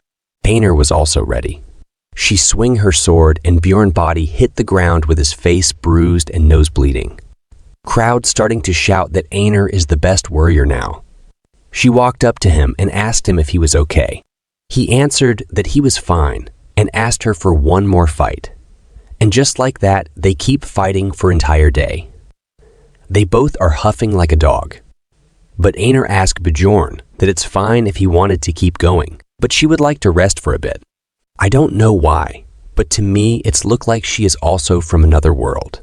It's just my thoughts.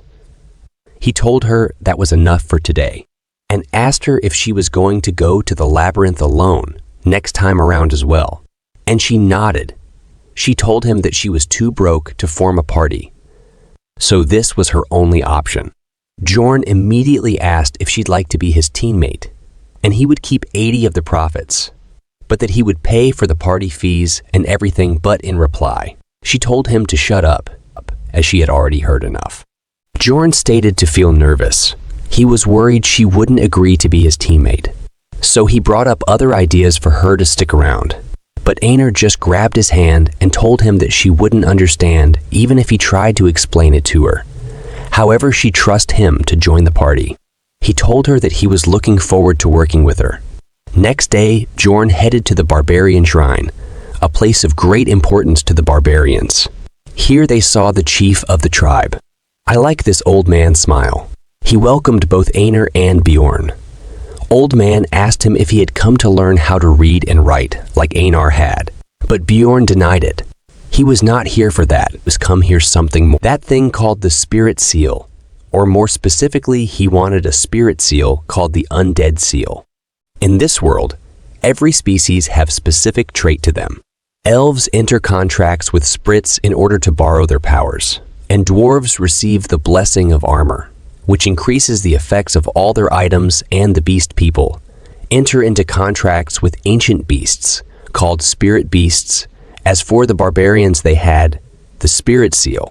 The chief got way too close to Bjorn's face, aggressively asking him how he even found out about that. The chief knew that usually that wouldn't be common knowledge to a young barbarian. So how did he find it? This had made the chief suspicious. But it doesn't matter though, since Bjorn had gone to the library to find out more information about the seal. So he told him that he read about it in a book, and that he had heard that spirit seals were greatly helpful in the war against the elves. The chief's attitude immediately turned. He told Bjorn that he was proud of him and Einar for reading books. He said that he had no reason to deny the spirit seal. Bjorn immediately wanted it, but before he could even finish his sentence, the old man told him the spirit seal would cost him 800,000 stones, as the chief looked almost giddy, knowing that Bjorn could never afford that. He looked at him like an accomplished person, almost as if he had won this scenario. Bjorn told him that he would pay for it, surprising Einar on how he could even afford that, because she was not there when Bjorn's stones counted. This was a careful plan by Bjorn, you see. Spirit seal was difficult to obtain at the start of the games because of its prices, especially because the higher your rank would get, the rarer the ingredients he would need on top of the already large sum of money. But now he have money. He dropped 4 bags, one bag, which had 500,000 stones, and the other 3 bags had 100,000 stones each. The chief was shocked this time, and he asked Bjorn about where Bjorn got that much money. But Bjorn had already thought of a reason to tell him. If the old man didn't ask, Bjorn would have been disappointed. So he began to tell him a story that he would love. About an injured elf that he found on the first floor. He told the chief that he used the elf as his slave and used her to acquire as many stones as he could. Then he fed her a essence and got even more money from her sister as payment. Those elves were completely helpless against the might of Jorns. Well, it's actually true if you look at it from other perspective. Old man liked it as he laughed out loud, claiming that he hadn't laughed this hard in years. What's more, a whole group of barbarians came around to appreciate his act, and Jorn liked the attention. Nonetheless, the old man had a reward for him. He liked Bjorn's story so much that he gave him 2 coins, each one worth 100,000 stones. So he made 200 zero stones by just telling a story. Jorn raised his fist in celebration, letting the barbarians hear what they wanted. He loved the attention. He felt good inside when they gave him compliments. Let's learn a bit more about the spirit seals. You see, spirit seals are strengthening techniques. They make the body absorb the essence of magical ingredients and give the body a special power. The barbarians had a ritual of tattooing babies when they were newborn while their souls are clean, so that the soul pathways are still visible even as adults. This why all barbarians are tattooed. And here I am thinking that because they look cool with them. After that, as he sat in front of the shaman, guiding him towards the path of the spirit seal, he received one last warning. The shaman told him explicitly that there was no way out of this once he received this spirit seal. He cannot receive another kind of spirit seal if he chooses this path. Bjorn had accepted it. This undead seal is the essence of a tanker barbarian. So the shaman began the process by raising his needle at Bjorn's back. He knew that this was the right choice. He had played the game too long to not know this. Red rays of light began to pour out, entering the tattoos on Bjorn's back. He was starting to feel it. He felt it on his back, and then he felt it through his entire body. The pain was overwhelming. It hurt so bad that he wanted to scream. But he had to endure this every time he wanted to upgrade his spirit seal. After long pain, he activated the first level of the seal, and his natural regenerative skill had increased greatly. He thanked the shaman for the seal, but got shaman shocked after hearing that, and start laughing, because this was the first time a warrior thanked a witch doctor. Bjorn was confused about why is he laughing, or did he did something wrong. Bjorn quickly started walking out before the shaman started getting suspicious. The morning was here, and Bjorn headed out to the commercial district to buy necessary equipment. After training with Einar for quite a long time, he had learned that he definitely wasn't fit to be a swordsman. His plan was to only use shield techniques after a point. So building proficiency in swordsmanship would be pointless. This is why he was looking for a one-handed blunt weapon. The shopkeeper showed him a large collection of blunt weapons that barbarians prefer. These were good-looking weapons that Bjorn knew would fit a barbarian's taste, but he asked for a more normal-looking one. The shopkeeper handed him a simple bronze mace, which immediately caught his eye. It was a small mace that cost 220,000 stones. After that, he did some more shopping, buying himself a custom fit helmet and a half armor plate that fit him perfectly as well, which cost him 530,000 stones. Now he was left with only 50,000 stones. A lot of time had passed since he had left the labyrinth, and his daily routine eventually set itself. He also met Erwin every day. He would wake up at 7 in the morning and get some breakfast with Erwin. Then he headed to the library and read until afternoon. After that, he always ate lunch at new locations, just so he could gather information that wasn't readily available in the books of the library, listening to adventurers speak. At around 5, he would make his way to the end where the barbarians were living, and he would train there. By the 7th day of training, he started to go up against different barbarians, testing out his strength against the lot. There were no techniques or systematic combat skills involved in these duels.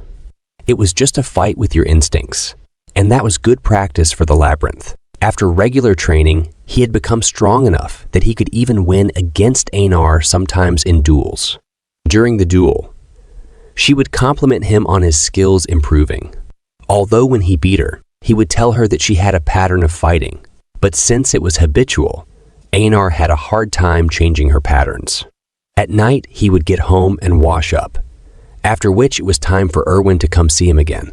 He walked out of the shower and saw her there. He asked her how she could make the 1-hour walk journey every single day, but she was usually just happy to see him and wanted to eat dinner with him. They would be together till 11 p.m., after which she bid him goodnight as it was time for her to leave. After that, she stood there for a second, looking back at him and telling him good luck for the labyrinth, because the day was almost there. They were going back in tomorrow. As he wished Erwin the same for her time in the labyrinth, Bjorn realized how quickly the time had passed. There were only 24 hours left before the labyrinth gates opened. I clear it to you if you are confused. Bjorn can't see these pop-up windows. The next day at 8:10, they went to the Explorer Guild to receive the Unity magic. They arrived inside the building and walked up to the counter.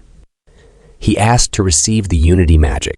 The cashier lady looked at them and wanted to make sure that it was just the two of them.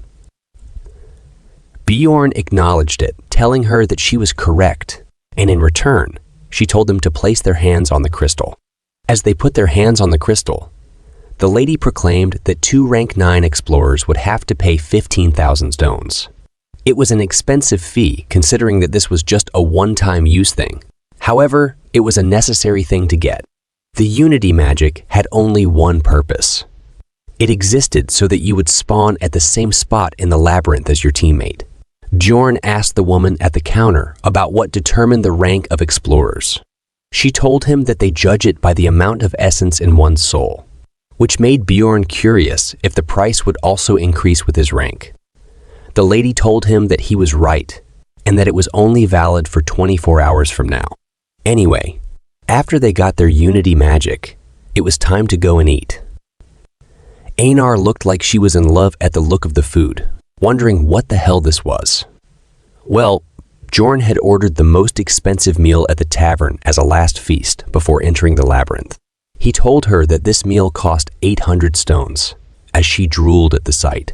He told her to try it, and just as she took one bite, it was all well worth it. It was almost as if she found herself to be in heaven. It felt like a dream to her. The food was way too good.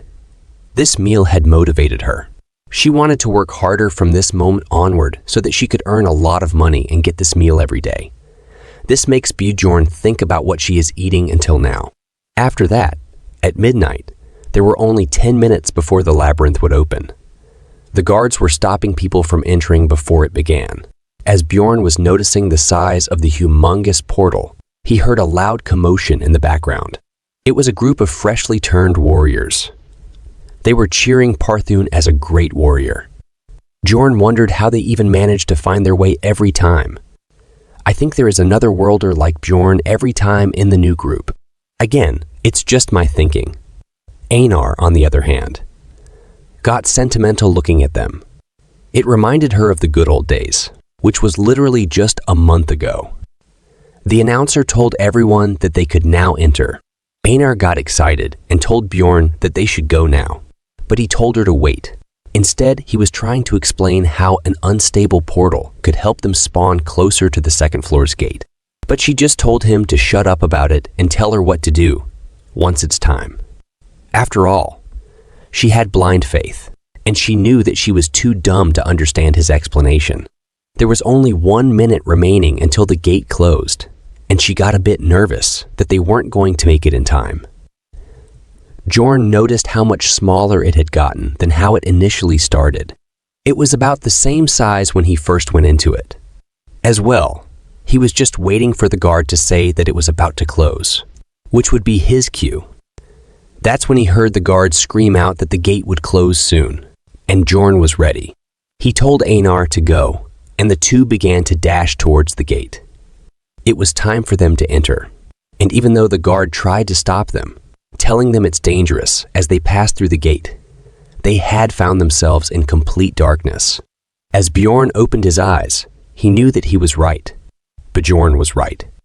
It was the dark region of the first floor, which made Einar panic because she couldn't see anything. He came prepared, though. He had brought torches with him this time. As he entered, he saw a large concrete slab, which made Einar a bit confused as she asked him what that was. Bjorn explained that this was a monument, which they can use to open the portal gate to the second floor. This time around, they weren't going to stick around on the first floor at all. They were going to the second floor immediately. You see, beyond the barbarian, Bjorn was an expert gamer, and every pro needs to know how to utilize and exploit bugs. Bjorn opened the portal to the second floor, and after seeing this, Einar was in shock. As I explained before, Bjorn gained 2 experience points because he opened the portal first. And because of this, Bjorn's level increased, and he is finally level 2 now. And also, the maximum capacity of essences has been increased by 1. Let's talk about this later. Both of them entered the second floor. Einar asked Bjorn how they got here so quickly. The chief said that it takes at least 3 days to get to the second floor. Bjorn answered that he read about it in a book. Einar complimented him and said that he is amazing. This time, the second floor they came to isn't the Goblin Forest, but the Land of the Dead. Then Bjorn asked Einar if she is feeling something. She asked what he is saying. Then Bjorn told her that it feels like something is filling his entire body from inside his veins. After hearing that, Einar congratulated him and told him that his spirit status must have gone up. Then Bjorn understood that this is leveling up. There are also levels in Dungeon and Stone and B, which are needed when using skills increase with level. The amount of essences one can consume also increases with each level. Since Bjorn is now level 2, he can take 2 essences. Einar was still confused because his spirit status increased without killing any monsters. Then, Bjorn explained to her that it was because opening that portal counted as an accomplishment. Experience. It's called accomplishments in this world, but you can only gain it once per type of monster. After a certain point, it becomes very difficult to obtain, and one way to break that wall is to open the first portal with a speedrun.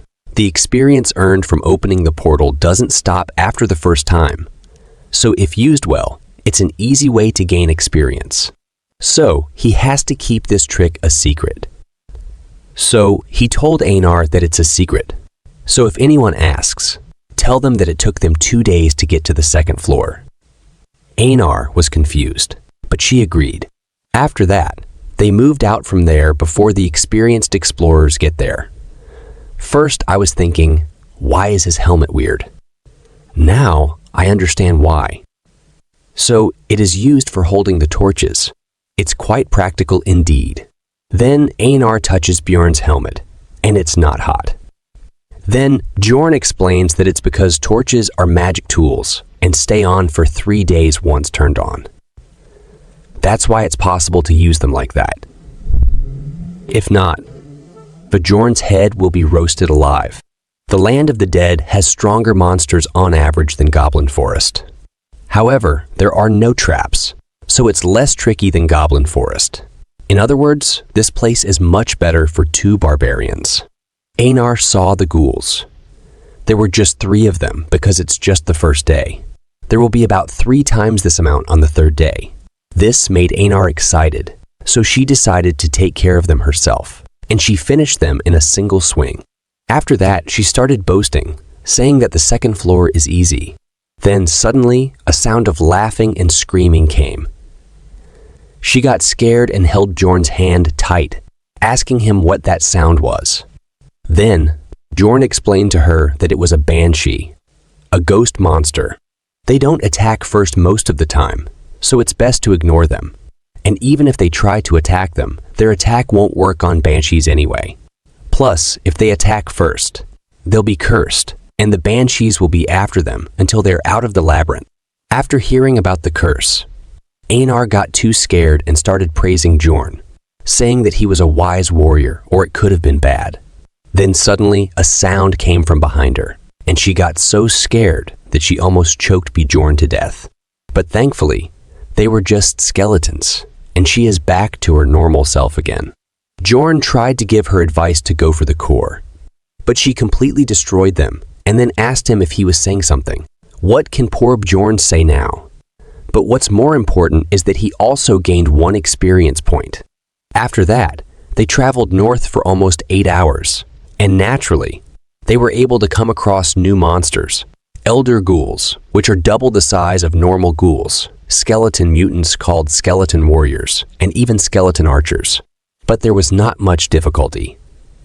There were only a few of them in numbers, because it's just the first day, and Bjorn's battle ability had grown quite a bit. First of all, mace.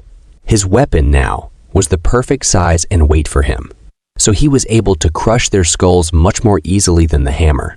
Next, the armor, which reduced the surface area he had to protect using the shield, letting him fight much more aggressively. The steel helmet might not protect him too well from a crossbow, but it easily stopped arrows from half-broken bows. He might be good at destroying the enemies, but there is one more who's just as good or better. Bjorn feeling refreshed compared to the fights he participated in with Erwin. Bjorn's arm was injured, but it healed soon. Then Einar asked Bjorn the reason for it, or is this the spirit seal thing? He answered that yes, it was. The undead seal's level 1 effect is better natural regeneration. It takes only about 1 minute to heal 0.5 centimeters deep. Plus, his stamina itself recovers quickly too, increasing his endurance, meaning making him a perfect punching bag. Now, the ground is no longer wet. The terrain is different, and they are ready for the new adventure and new enemies with their heroic pose. I think I've seen this pose somewhere, but I can't quite pinpoint where. They were just giving a pose when suddenly a sound came from behind. This time, it's an 8th rank monster, Death Fiend. It's a scary monster that eats light, and you won't notice it until it comes near you. Bjorn ordered Einar to attack its head. Einar was a little scared, but she said that she trusts him, and they started attacking the monster. But Death Fiend is not an easy opponent to beat. Its skin is as hard as a hard stone, and it's also super strong. Einar tried attacking its neck, but she was not strong enough to cut its head. She started panicking, asking Bjorn what to do. Death Fiend is known for its good defense. Plus, Death Fiends have a passive skill called Body Preservation, which helps him heal faster. Because of Einar's attack, Death Fiend used his active skill, Call of the Dead, to summon ghouls. Difficulty suddenly rose. It looks like Death Fiend's essence is great to become a necromancer. Bjorn ordered Einar to take care of the ghouls first, and he faced the Death Fiend in the meantime.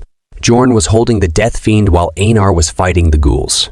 After Einar killed all the ghouls, she attacked the Death Fiend, which distracted it and gave Bjorn a chance to attack its head. Bjorn was feeling good after attacking it, but the Death Fiend attacked Bjorn pretty hard. Bjorn also attacked it with full power, but it healed quite fast. Bjorn couldn't attack fast enough to catch up with its regenerative speed, so he was thinking of giving up on killing it and going for 9th rank monsters. But suddenly, Einar lifted the Death Fiend's leg. Bjorn understood that she is trying to mess with its balance, so he also attacked its other leg and flipped it down on its back. Because of its body, it was unable to get up on its own. This showed who the real villain here was. After that, both Bjorn and Einar started beating its head like they were pounding a rice cake. This reminded me of a Doraemon movie when they got to the moon, where Bunny makes rice cakes. They were really enjoying it, and just like that, they defeated the Death Fiend. It's lying behind a big stone. Einar was happy, but Bjorn told her that it's only worth 100 stones. But with ghouls, it's 300. She was shocked that one Death Fiend is worth only 100. Then Einar asked Bjorn how much the bread they had at the inn was. Bjorn answered that the cream pie would about 300 stones. She was happy, and said that she can enjoy one of those each time she kills a Death Fiend. This motivated Einar, but I think she forgot that they are splitting 8. Bjorn gets 80, and Einar only 20. Well, whatever. Bjorn was also happy because she was so active while Erwin was a bit passive. After that, they went around the area hunting Death Fiends. As soon as they came across one, They attacked its 2 legs to bring it down and started pounding its head until it died. They hunted about 70 death fiends like that all day. At the beginning of Dungeon and Stone, where the essence drop rate is very low, most people build their base on the essence they pick up. That's why he aimed for a death fiend's essence, which would synergize with his undead seal and has a nice passive skill. But they haven't gotten any.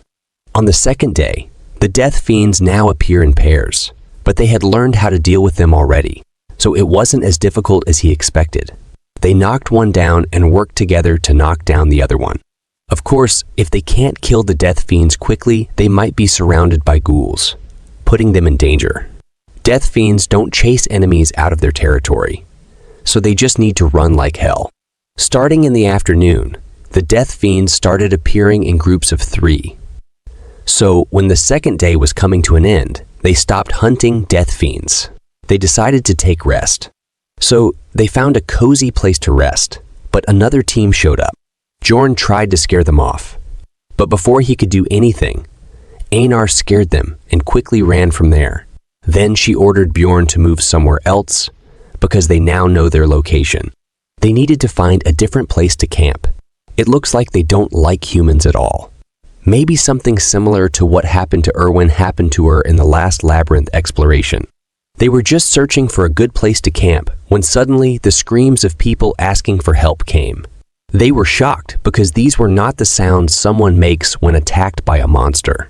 Instead, it sounded like a person killing another. They tried to run away from there, but a voice stopped them. There are 4 fresh corpses there, and no fighting signs, and one woman standing there. This means she is a plunderer. Plunderers. They are people who professionally hunt explorers. Instead of collecting monster magic crystals, they loot explorers' equipment for profit. Of course, plundering is outlawed in Rafdonia, and its punishment is death. But just like how Bjorn wasn't investigated for killing 6 explorers, although it was in self-defense, as long as no one mentions it, there is no way for people outside the labyrinth to know. For now, they are facing a strong plunderer, and she asked them if it is their first time seeing a plunderer. Both of them are stunned. Bjorn didn't speak out loud, but he was thinking that he never seen a plunderer that looked as professional as her. She is over 170 tall and thin, with red hair that comes down to the shoulders and an injured right ear. This ear didn't look like that of a human. I think she is not human, or at least not a complete human, maybe half-elf or something else. Again, it's just my thoughts. She also have a tattoo underneath her eye. These kinds of traits make her very recognizable, but considering he never heard about her, she must be very good at her job. In other words, she leaves no witnesses. Then Einar tells Bjorn that she thinks that she is very strong. Bjorn starts analyzing her strength by seeing the corpses. There are a total of 4 corpses there. The equipment seems pretty high rank, and there's a mage too. They must be explorers active, on at least the 5th floor. 3 of them don't have any external injuries and only threw up. The 3 must have been poisoned, and the last one must have had a tolerance. Then he asks her if she was teammates with them. She says that who knows. Maybe they thought so. After that, she started looting them. She put the looted items in a pocket plane bag, which are quite expensive. This makes Bjorn sure that he can't imagine how much stronger she is than them. She called them out, and both of them were stunned, thinking about what to do. Then Einar asks Bjorn if they're going to fight, but Bjorn told her to run as fast as she can. Then both of them start running while the plunderer watches them. They run with their full power without looking back. Bjorn looked for the signs to get to the 1st floor portal. While they are running, they meet a group of 4 human explorers. Einar was angry, but they have no choice. So Bjorn tried to get help from them by telling them about the plunderer. Then their leader asked Bjorn what is the guarantee that they are not the plunderers. So Bjorn swore on his warrior honor to verify it. They agreed, but on one condition, that they take all the rewards. Then their leader called them near so they can use his gnome ability. It assimilates the user and others within a 3-meter range with the environment. It It's a very powerful ranged stealth ability. Its con is that you can't move. But this, you can entirely avoid fighting. Bjorn was just thinking that they got lucky. But that man started laughing, saying how lucky they are that two barbarians just walked into their trap on their own. That man used the stone golem's active seal suppression on them, so they can't move now. To get free from it, they need to take damage. Even just 1 point will be enough to be free from this. They started looting Bjorn and embarrassing Einar. Bjorn was angry. After looting Bjorn, they decided to finish Bjorn in a single hit, but Bjorn didn't want to die like that. So he focused all his mind, and as soon as the blade hit his neck and he took damage, he bent backward. After that, he killed that man and threw that blade towards Einar. It stabbed Einar and freed her from suppression. After that, Bjorn fell on the ground, unable to do anything, but Einar alone was enough to slice them up. She also looked very pissed to me. Their leader ran away from there. Einar wanted to chase him, but Bjorn was dying there. He was bleeding like hell. Bjorn was trying to say potion to her, but she started crying, saying that she will avenge him. But thanks to that, his mentality increased, which helped him keep his cool during the fight. After that, he drank a potion. It healed him, but it still left a scar. Thanks to his undead seal, he is alive. But Einar was congratulating him, saying that he is probably the only barbarian with a throat scar. After they got the equipment, they started chasing the guy who escaped and caught him. Einar was very angry, but Bjorn stopped and said that they need his ability to escape from that woman. But suddenly, a poison dart came and killed him. It was that woman who killed him. She said that the fight earlier was pretty impressive. That means she was watching them all this time. Bjorn was afraid, but now that they can't run anymore, so he told Einar that they will face her head on. So the fight with the tick girl began. Are there still my horny friends there? Looks like many of your dreams are breaking, or there's still some hope left. Let's wait and see. So the fight begins. Einar swings her sword to attack her, but the plunderer dodged it. Then Bjorn attacked her after Einar, but she easily blocked his attack. Bjorn started thinking how much essences she has. So Bjorn decided to drop his weapon and grab her and ask Einar to attack. But suddenly he fell to his knees. His entire body was void of strength, because the plunderer pierced through his armor and stabbed his spine with the dagger. Bjorn was confused about if she is an aura user, and if she is, then they have no chance of winning. Einar tried to attack her, but she was also injured by her. Then she asked them to give up, because poison is already spreading throughout their system, but she can let them live if they swear to not tell anyone what they saw. Bjorn was confused why she is doing it. She tells them that it was her idea from the start. She really doesn't want to kill barbarians because she was indebted to them. That's why she was just watching when they were attacked earlier. She wouldn't have had to kill them by herself if that group earlier had killed them. Einar on the ground told Bjorn not to trust her, saying that she is messing with them. Then Bjorn asked the plunderer, what if he refuses? Then she said that she will kill them. That's the promise. Then Bjorn asked her who she has promised with. Then she got angry and told him that it's none of his business. Then Bjorn swore on his honor, which he sells like vegetables. After hearing that, she came close to Bjorn, saying that he was unique. Then poured the potion on Bjorn's wound. Then she asked Einar about what she'd do, and she refused, which shocked Bjorn, and the plunderer accepted it and was ready to kill her. But Bjorn asked Einar to swear. Einar was not ready, but Bjorn asked her to trust him, and reminded her that she said that she would do whatever he says. She was unsatisfied with it, but she agreed to swear. Then Bjorn asked her what floor she was at. She looked back and told them that it's the 8th floor. Then she disappeared from there, but Bjorn promised to himself that it will be different next time they meet. After all that, it means they go back to the 1st floor to relax a bit. Bjorn now has experience to go through the portal, so he landed all right, but Einar was not good at it. Bjorn asked her if she is all right. She said that it hurts, but as a non-warrior, she doesn't even deserve to talk about her pain now.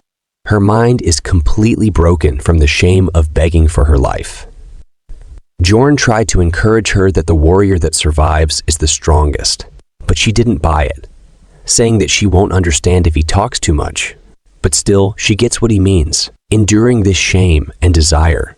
That means she is a strong warrior like Bjorn. But Bjorn doesn't feel any of those things because he is not a real barbarian. They have been awake for 20 hours now, and all the things they've gone through have made them mentally exhausted. But they can't sleep. Even Bjorn was not feeling as bad as Einar is, but still, he feels rather terrible. Bjorn remembers his past when he was saved by Blondie, when the priestess refused to heal him, and the swordsman threw a potion at him like he was sad to see it go. He took the potion like a dog back then. He was happy to be alive, but he can't forget that feeling. He made the best choice he could in the situations he was put in. In other words, he was only focused on the present. But what else can he do? As soon as he opened his eyes, he saw someone be beheaded, and things far from reality continued to happen. So he had no choice but to act out of prioritization for his safety. But he can't survive like this. So he decided to change his plans. Then he asked Einar if there is a way to become stronger but comes with great danger. Einar told him that she will do it. They all die if they don't get strong anyway. Then Bjorn told Einar that they are going to enter Rupture. Then they go to a region where all 4 types of monsters come all at once. And this place has darkness, so this place is unpopular. And there's no reason to come here unless you're cutting through to save time. But that just means it's a great place to hide things. There was a memorial to the person who first discovered this labyrinth, the last wise man, Dyfwian Grandel Gabrielius. Bjorn told Einar that he is going to open a rupture, but everything that happens from this point onwards is a secret. Then Einar swore on her honor as a warrior and asked what a rupture is. Bjorn explained that it's a labyrinth inside a labyrinth. In the game, it's called an instance dungeon. It's a dungeon cleared by chosen members. The first floor rupture requires you to place the magic crystals of 4 types of monsters on the memorial stone, and with a magic crystal from an 8th rank monster from the 2nd floor. Then the rupture will open. The Death Fiend's magic crystals open an instance dungeon that's capacity is for 5 people. The difficulty of the instance depends on the party members. Now, who else will join them? Rupture. A labyrinth inside a labyrinth. It's a new realm that opens randomly on each floor. A cooldown time exists for ruptures. In order for the first floor rupture to naturally open back up, it needs at least 3 months in city time.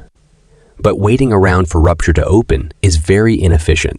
So people began finding ways to force the rupture open. There are 4 ruptures on the first floor. The one they entered was the blood-tinted castle. Einar was shocked after seeing the size of the castle. Bjorn knew that it'd be the blood-tinted castle since he used a Death Fiend's magic crystal. But it's still overwhelming to see in real life. The good thing is that ruptures on the first floor are all doable, regardless of difficulty. Now, the important thing is who is going to appear. The members that will raid this place with them will be automatically chosen. From the space crack behind them, the first member appeared.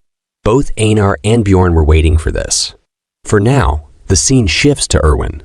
She was also on the first floor with her sister. She was complaining to her sister that it's hard for her to fight with just a dagger. Her sister told her that she needs to be able to defend herself without the bow or spirit. Erwin told her that Bjorn said that specializing in what she can do best is what she should do, and that an explorer's duty is to trust the team and fulfill their own role the best they can. Her sister told her that he is right, but the world is not that nice, and a teammate is just a teammate. Don't put such a high value on them. Erwin said all right to her, but in her mind, she still thought that Bjorn isn't a bad person.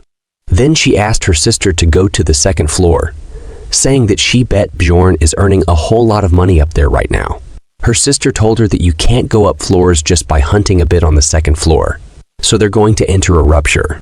Erwin said that she thought that you have to be lucky to get in one. Her sister agreed and mentioned that there are quite a few experienced explorers who were unlucky enough to never have been inside one. But the last time it opened was 8 months ago, and a rupture cycle is 8 months at most. So the first floor's rupture should open soon.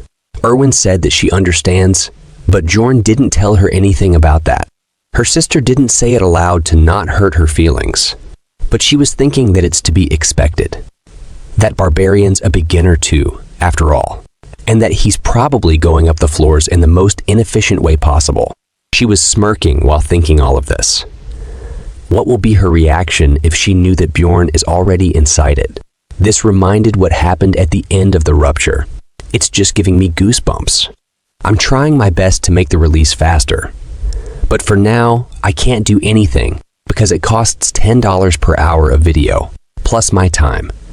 And until now, I am not get a single penny from this. But I promise I'll start uploading faster as soon as I start earning something. Maybe from next month, if you guys can support me in any way. For now, like Super Chat or membership, or on Patreon. I was still working on it, but I will give the link in comment or description for it. It would be great if you guys can. Let's get back to the story. Her sister asked Erwin to trust her, and she will make her unbelievably stronger than Bjorn in just a year. She was speaking, then suddenly the rupture opened in front of them. Both of them started running towards it.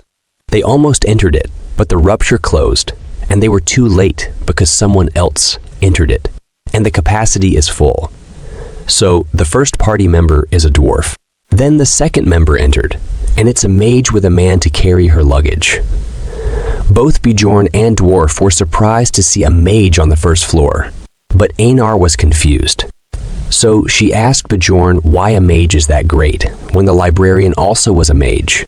Then Bjorn explained to her that the librarian was a 9th rank mage, and mages are an important resource to the city. So only those whose skills have been verified can enter. In other words, her being here means that she's skilled enough to have proved herself worthy. Does this mean we can see the librarian can become Bjorn's teammate in the future? It looks like many of your dreams might come true. The mage told Bjorn that he is quite knowledgeable for a barbarian. Then she introduced herself.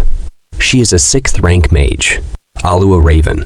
If you guys don't know, the rank in this world is reversed, starting from rank 9 for both monsters and others. Some of you might think that the librarian is a legendary 9th rank mage from other stories' logic. She seems a bit condescending, but all the mages in the game were absolute scums, so she is basically a saint compared to them. Then she introduced the professional carrier that she hired. His name was Tarjan. Then the dwarf introduced himself. His name is Hikurad Murad. He is an explorer for 3 years. Then Bjorn and Einar also introduced themselves as Jandal's son, Bjorn and Feneline's second daughter, Einar. Did you guys also notice that Bjorn uses his father's name and uses her mother's name? I was just thinking, what if both of them are brother and sister? I know, I don't want to ruin your mood. It's just a random question that came to mind. Let's get back to the story. Then Bjorn asked them how they got into the rupture on the first floor, since they don't seem to have a reason to be working on that floor. The mage said that she can't tell the details, but heard that a rupture is going to open this time. The dwarf said the same for him. They're not talking about the method, but this is ladder kicking. In simple terms, they are monopolizing low-level ruptures and preventing new explorers from getting in. Then they started discussing how to divide the loot. The mage suggested that the loot be divided among them, excluding Tarjan. The dwarf agreed and said that it's common knowledge to listen to a mage in the labyrinth. Since there's a mage in the team, Bjorn has to listen to her. The very person that convinced the royal family that evil spirits needed to be killed was a mage. Bjorn said that he agrees, but Einar disagreed with listening to orders from her. She wanted Bjorn to be the leader and said that he's not a normal barbarian. He is wiser than anyone, and he reads 6 hours a day. Bjorn tried to stop her, but she didn't stop. It looks like she really wants to expose Bjorn. The mage said that a barbarian reading is unique, But they already decided. Einar said that he is not unique. He is great, and she started repeating great and warrior countless times. Bjorn was super embarrassed. Then the dwarf said it's a great thing to be respected by one's wife, and that he was envious of Bjorn. Einar got flustered and said that she is not his wife. The dwarf said that she doesn't need to be embarrassed, and both of them started arguing.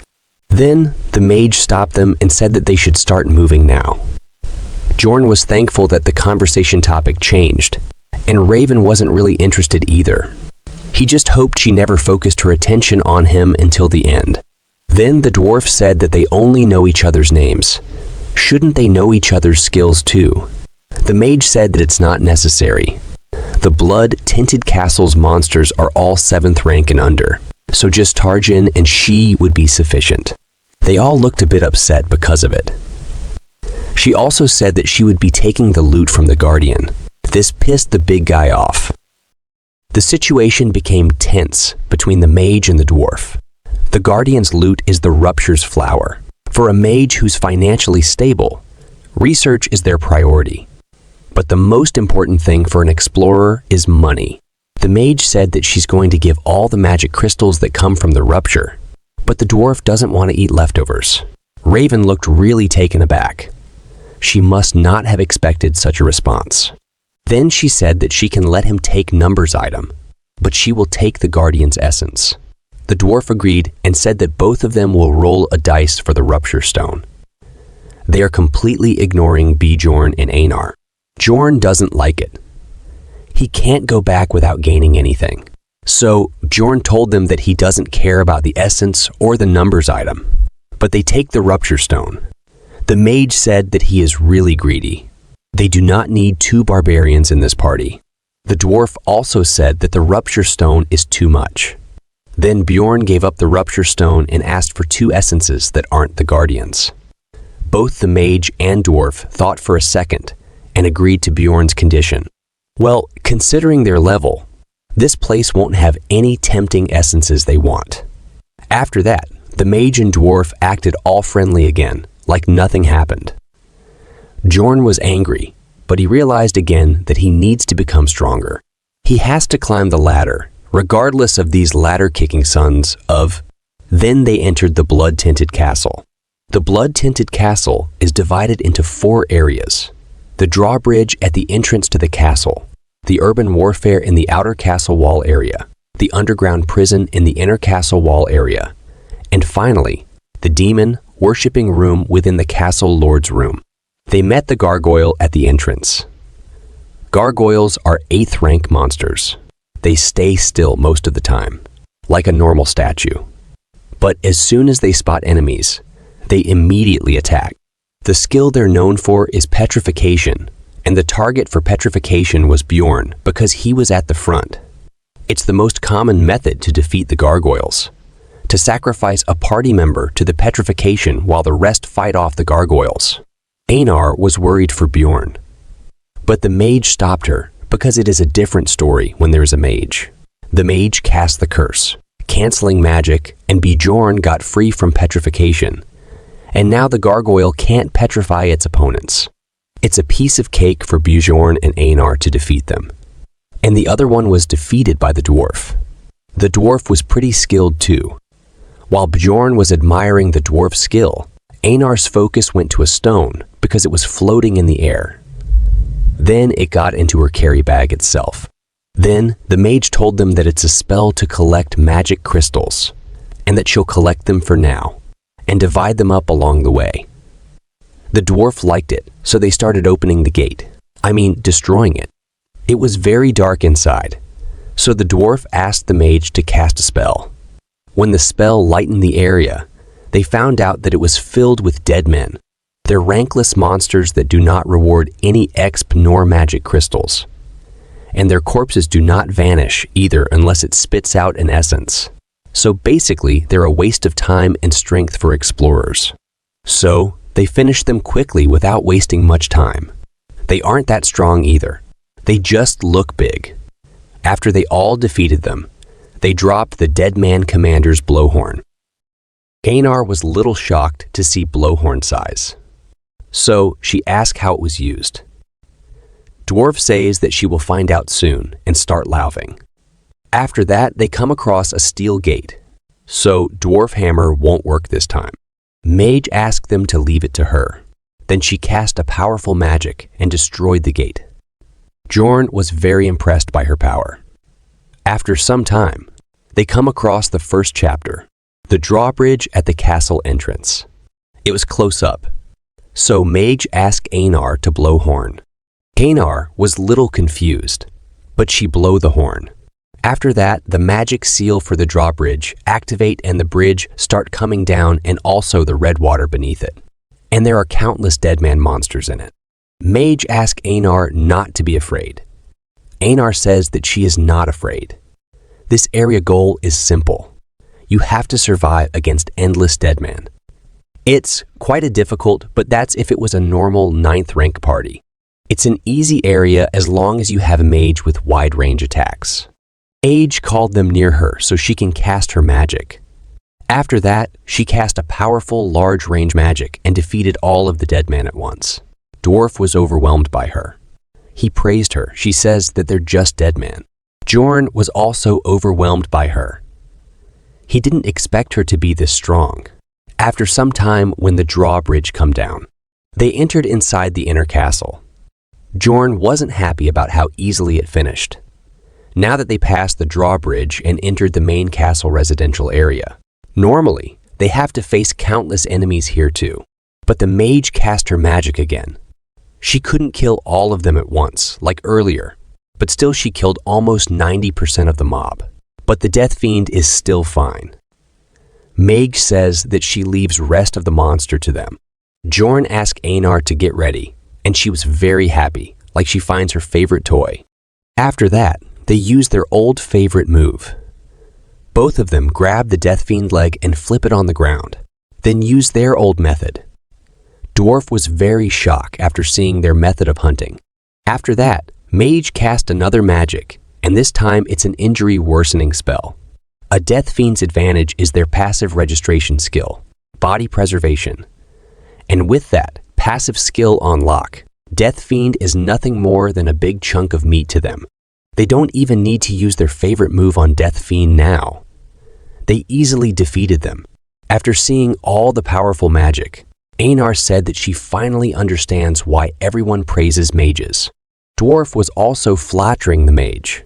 After hearing their flattering, Mage started self-boosting, saying that this is what they study so hard for.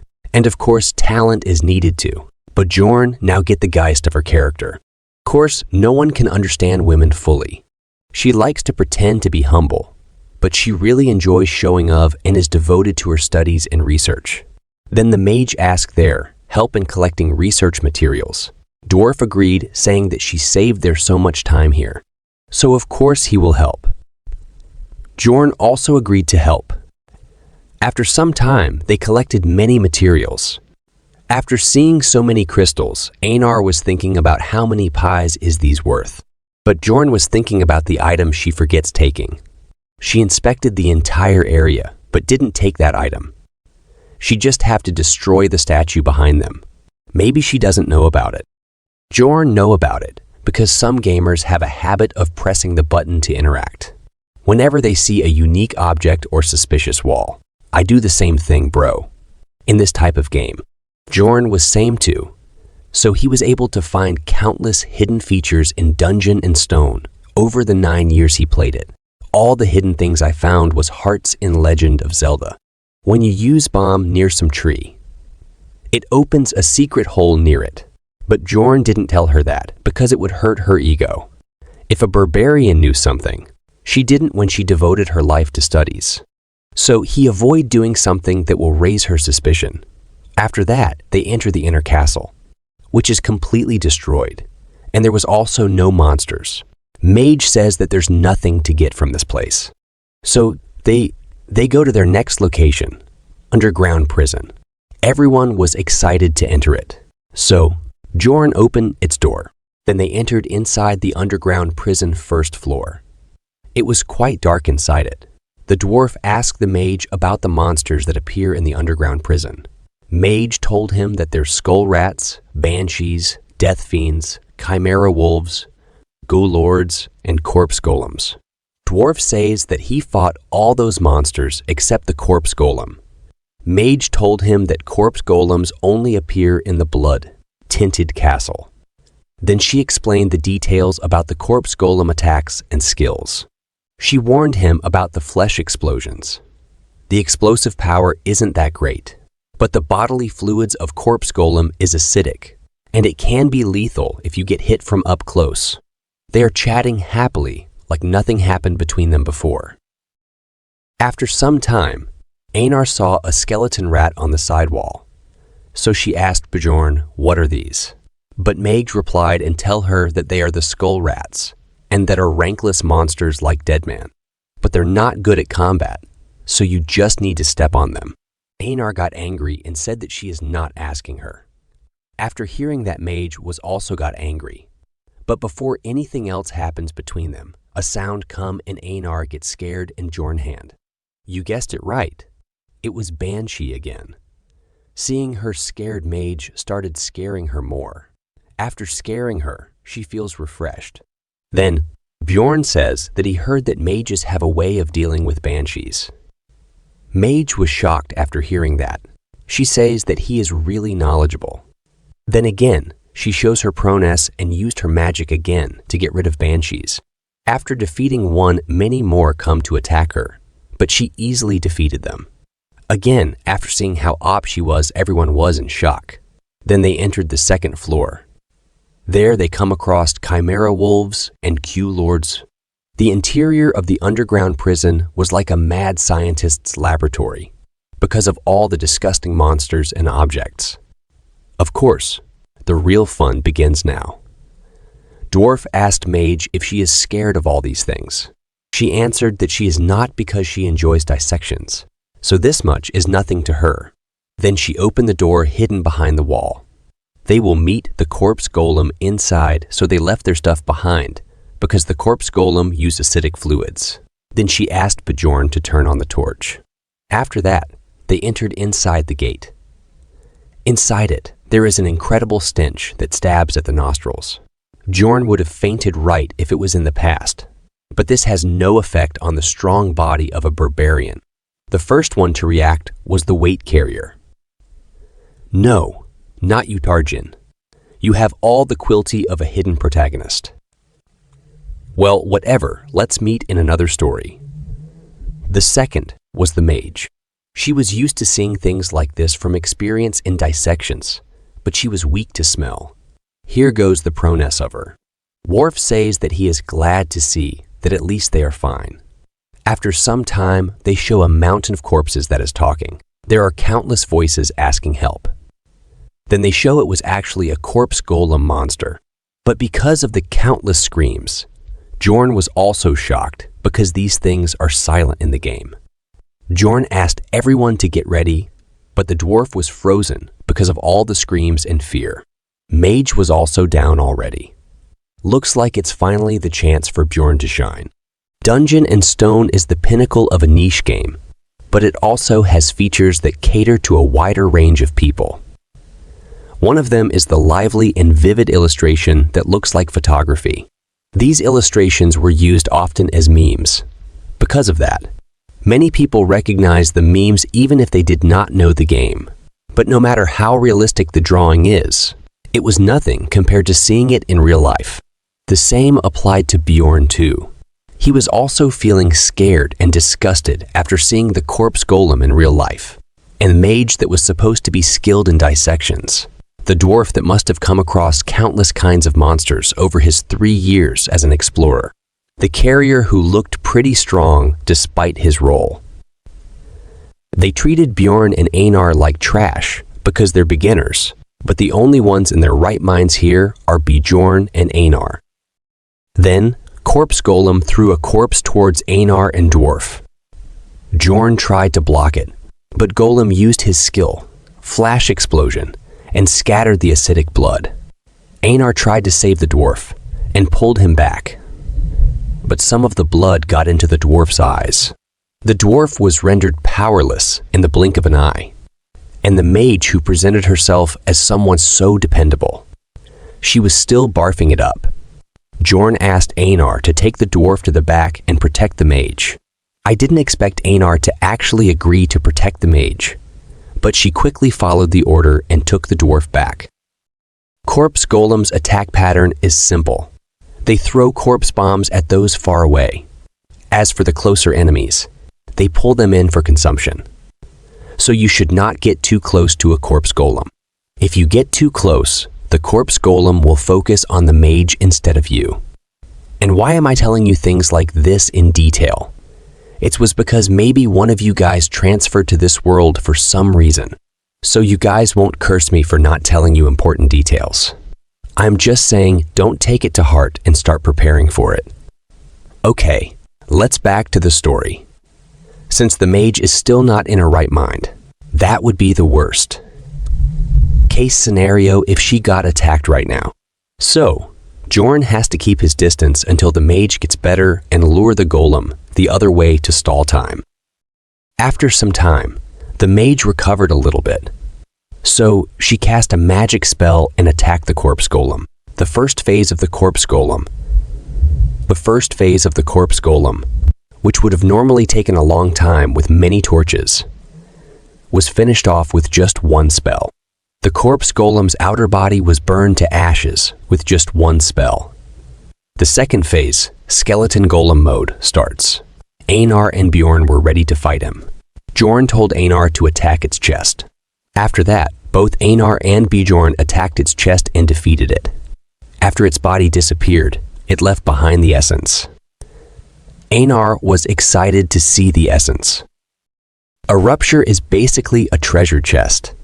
Elite monsters that do not appear in the normal fields are like long-awaited rain to explorers since they have limited ways of earning experience. And the loot from the Guardians is something that all explorers desire. But a rupture's main temptation is the fact that the rate of essence drops increases exponentially. So considering the possibility, it's weird that it took this long for them to come across an essence. Einar asked Bjorn what they were going to do now with the essence. Bjorn said that they are the ones with a claim to it, and that they are the ones who did the most work, and that was what they had promised when deciding the loot. Bjorn actually wanted 2 essences. Death Fiend Essence for its regenerative power and a Chimera Wolf's for its strength. He didn't expect to earn the essence of a rank 7 elite monster, Corpse Golem, that only appears once in the blood-tinted castle. Plus, the stats it would raise are perfect for a tanker. His body will be dulled because of the decrease in perception, but the other stats increase makeup for it. Bone density has a great effect on defense, and it's raised by 55. Weight, which is great for knocking back an enemy or blunt weapon damage, will be increased by 21. Pain tolerance is very useful too. Strength and poison tolerance are also helpful stats. But the problem is the skills. The active skill is Flesh Explosion, which causes great damage, but it costs the character's own hap. Plus, because of acidic bodily fluids, if a character is damaged, the acidic blood gets on the equipment and greatly reduces its durability. Bro is thinking about equipment, and I was thinking about what will happen to his romantic life if all the bodily fluids become acidic. And what will happen to little Bjorns swimming in that fluid? I just don't want to think about it. I just don't like these skills. But maybe you guys have another opinions. Let's back to the story. In other words, a corpse golem's essence is great, but it's away at potion and equipment cost. Bjorn was confused about what to do, so he decided to just leave it for now and heal the dwarf first. An essence should stay for half an hour. After the dwarf was healed, he apologized and said that he was embarrassed. Then, Bjorn said that he was glad that he knows that, and reminded him that he would be dead if it weren't for Einar. The dwarf said that he knows and he was embarrassed, but as soon as he saw that thing, his entire body was frozen up.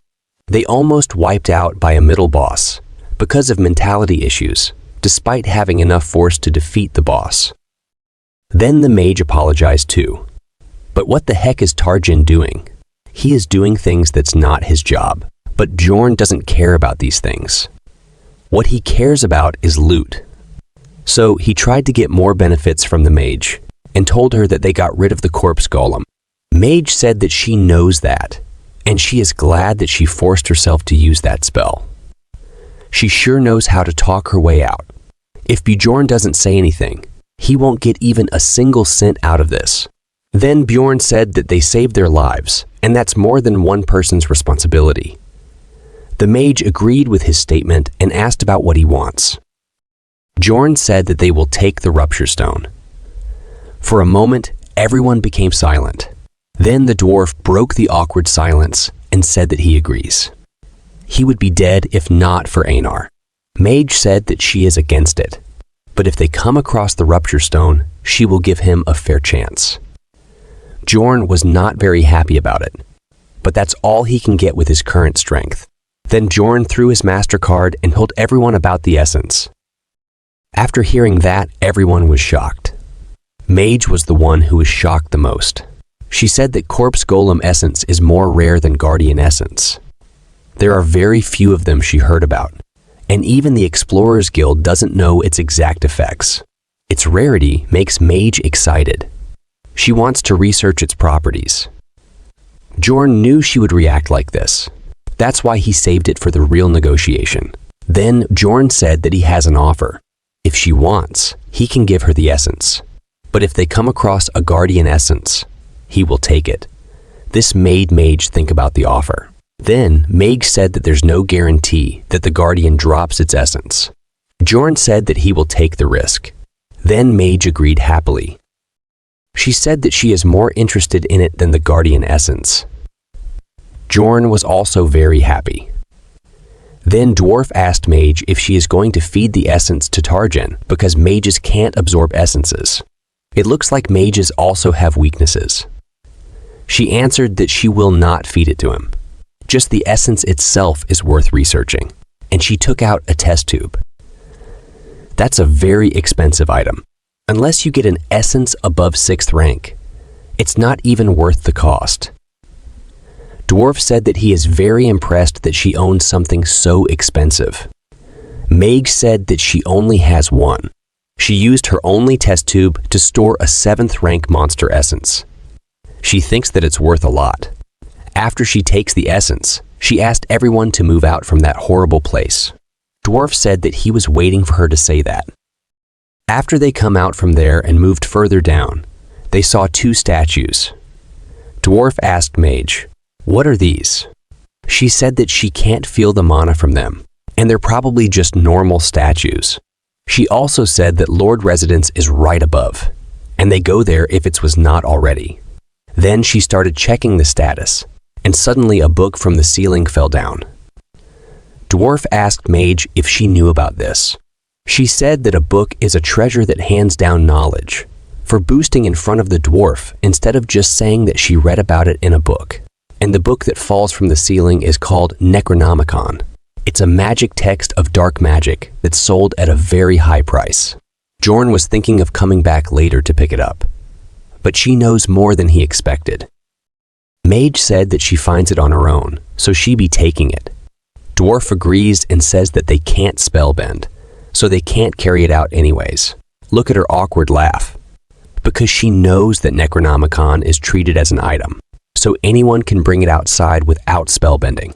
Then she awkwardly hurried up everyone. Then they went around the devil, worshipping room hunting monsters. There are gargoyle statues, chimera wolves, and the second mini-boss, the Bone Knight. Mage was happy saying that they get lucky to meet the desire. Type Bone Knight. But Bjorn was not feeling good because she was right, and they got too lucky. 7th rank monster, Bone Knight.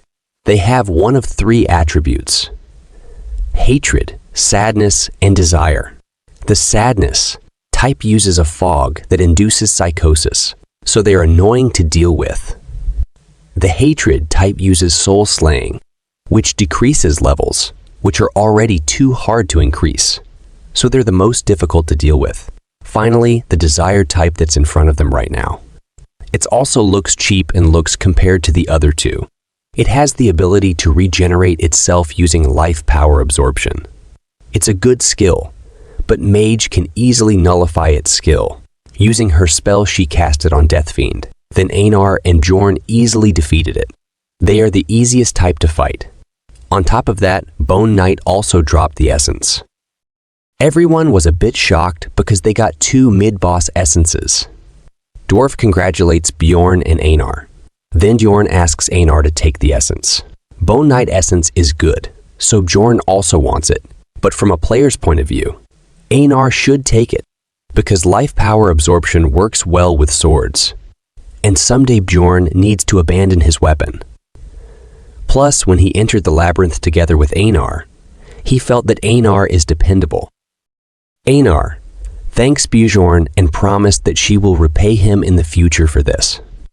Then she started absorbing the essence, but Bjorn didn't tell her one thing. Bjorn always does that. First, he gave Erwin a 9th rank monster essence. If not for him, her sister would have given her a higher and better essence. And now it's Einar. It's good that it's at least a 7th rank monster essence, but from the weakest one. I think he just wants them to be strong enough to help him now, but not strong enough that they become a threat to him. Again, this is all my theory. After Einar finished absorbing the essence, she said that she didn't feel any big changes. Then she saw Bjorn, and she was shocked. She asked Bjorn how he got bigger. Then she saw the other 2, and she was more shocked because the dwarf is looking less like a dwarf now. Then she asked what they had done. Then Bjorn told her that she is the one who got smaller. She was shocked. The mage explained the basic effect of a Bone Knight's essence, higher bone density in return for shorter bones. She explained it in detail, but to put it like a game stat window, that's what it looks like. It has good passive skills, but for active ones, you need another good healing skill to take full benefit of it. Mage explained that Einar only got shorter, but her strength didn't decrease. But Einar started screaming and crying, saying that now no one will see her as a warrior anymore. Everyone already looked down on her because she is a woman. Mage tried to calm her down by saying that she got very pretty, but it made matters worse because that means she doesn't look like a warrior anymore. Bjorn also tried to encourage her. The dwarf said that it's a cool essence, and he would have been invisible if he had taken the essence and started laughing on his own. I like this dwarf character. He always keeps laughing and making jokes all the time.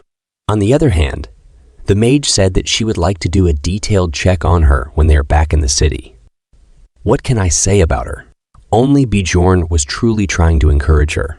Others are just saying whatever they want without thinking about her. Then Bjorn told Einar to test out her essence on the Death Fiend. Einar was not very excited about it, but she still has to do her duty, even if she doesn't look like a warrior anymore. That's what she said, not me. But to be honest, she looked good before than now. Then she goes near the Death Fiend and casually swings her sword. But this casual swing cuts down the Death Fiend in half. This surprises even the mage. Einar was shocked after seeing that. She started crying, saying that she is still a warrior. Bjorn says that she is not just a warrior. Bjorn says that she is a stronger warrior.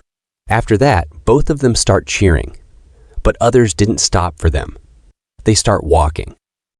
After some time, they come to the Guardian Room, the final boss of this rupture. The dwarf says that it was fun with all of them, but it's almost time for them to say goodbye. The mage also says that she was a bit sad and gets why people work as explorers. I think she didn't understand a single thing. People don't work as explorers because they have fun doing that, but because they have to earn money. Both of them are chatting, but Bjorn starts thinking that they got lucky. Einar got an essence. They also get the bigger share of loot because of the golem. But he was not feeling good about it because things never worked out this smoothly in his life. He was always sick and didn't have any luck in his love life, just like me. Then he was transferred to this world. He started thinking about the worst case scenario that can happen to them in their current situation. He was just thinking, but the dwarf started opening the door. Then Bjorn's focus goes to the door handle. Bjorn tries to stop the dwarf from opening the door after seeing the handle, but it was too late because the dwarf already opened the door. And the owner of the blood-tinted castle is awake. The mage was very shocked, because normally the final boss of the rupture is a death knight, but now there is a vampire sitting on the chair. After seeing them, the vampire said that he didn't see a living being in a while. Yes, this vampire can speak, and he is not a normal monster. Vampires only comes out in levels higher than the 6th floor, and even then, very rarely. It's not even a normal vampire mutant. It had intelligence and also has a name. Vampire Duke Cambermere. Let's talk a little about monsters' power or ranking systems. First, mutant variety. Just a fancy term used for a monster with the same base stats, but with a different class like the goblin archer and swordsman. Then there is advanced variety. Monsters whose ranks are higher than the floor's average. An example would be the Death Fiend. Bjorn saw it in the Land of Death, not in the Rupture, because the average rank of the Rupture is high. Then there is rare variety. Monsters you can only meet in specific ruptures like this, golem or mimics, which are hard to come across in normal maps. I think Mimic Essence will be great. I'm looking forward to it if Bjorn gets one. Lastly, there is the advanced variety named monsters, with each individual possessing their own memories and name. After seeing the vampire, Bjorn told them to run as fast as they can. They run as fast as they can, but they're facing Vampire Duke Cambermere, a boss monster of the 5th rank that acts on his own. He's skilled in both combat and dark magic. The mage was very confused and said that an advanced mutant variety guardian never appeared before in this rupture. Even Bjorn, who has played the game thousands of hours, has never met the Vampire Duke. He only learned about its existence after watching a stream. Mage asks Bjorn about how he knows about the vampire because he told them to close the door before they even opened it all the way. Does her curiosity not stop even in urgent situations? Bjorn told her to run instead of talking, but she answered that she is not running. This pissed Bjorn, but he simply replied that he just had a feeling. In reality, he noticed that it because of the door handle's color. Bjorn tried hundreds of times to try and get the Vampire Duke by copying the player from the stream, but it never worked. He ended up re-watching the recording dozens of times before he noticed a small change. The only thing different in the recording was the handle color. The dwarf said that they can't get out without defeating the vampire, so why are they running away? Bjorn told him that they need to at least get to a place with sunlight, and he was explaining the reason. But suddenly the vampire appears in front of them, saying that they are very rude guests. Vampire Duke used spiritification magic to appear in front of them. Bjorn asks Mage to use magic. She was in shock, but she used her magic. It's a very powerful light magic, which stopped the spiritification before it completed. Spiritification is one of the dark magic spells used by vampires. It allows them to move very quickly, but their real body cannot move from its spot. But when using realization, another magic, they can move their real body to where the spirit is. It could have been bad for them if Mage didn't use her magic in time. Bjorn was a little relieved, but then Einar told him that the mage is also down. She suffers internal injuries, but Bjorn knows that a vampire's essence doesn't have this kind of effect. Then Bjorn realized that the Duke has a different essence because the video he watched was ended before that person could even do anything. So Bjorn wasn't able to see anything about the power or essence the Vampire Duke had. Still, Bjorn has various ideas as to what it could be. But the priority right now is to get out of the underground prison. Bjorn told them that they need to get out from there.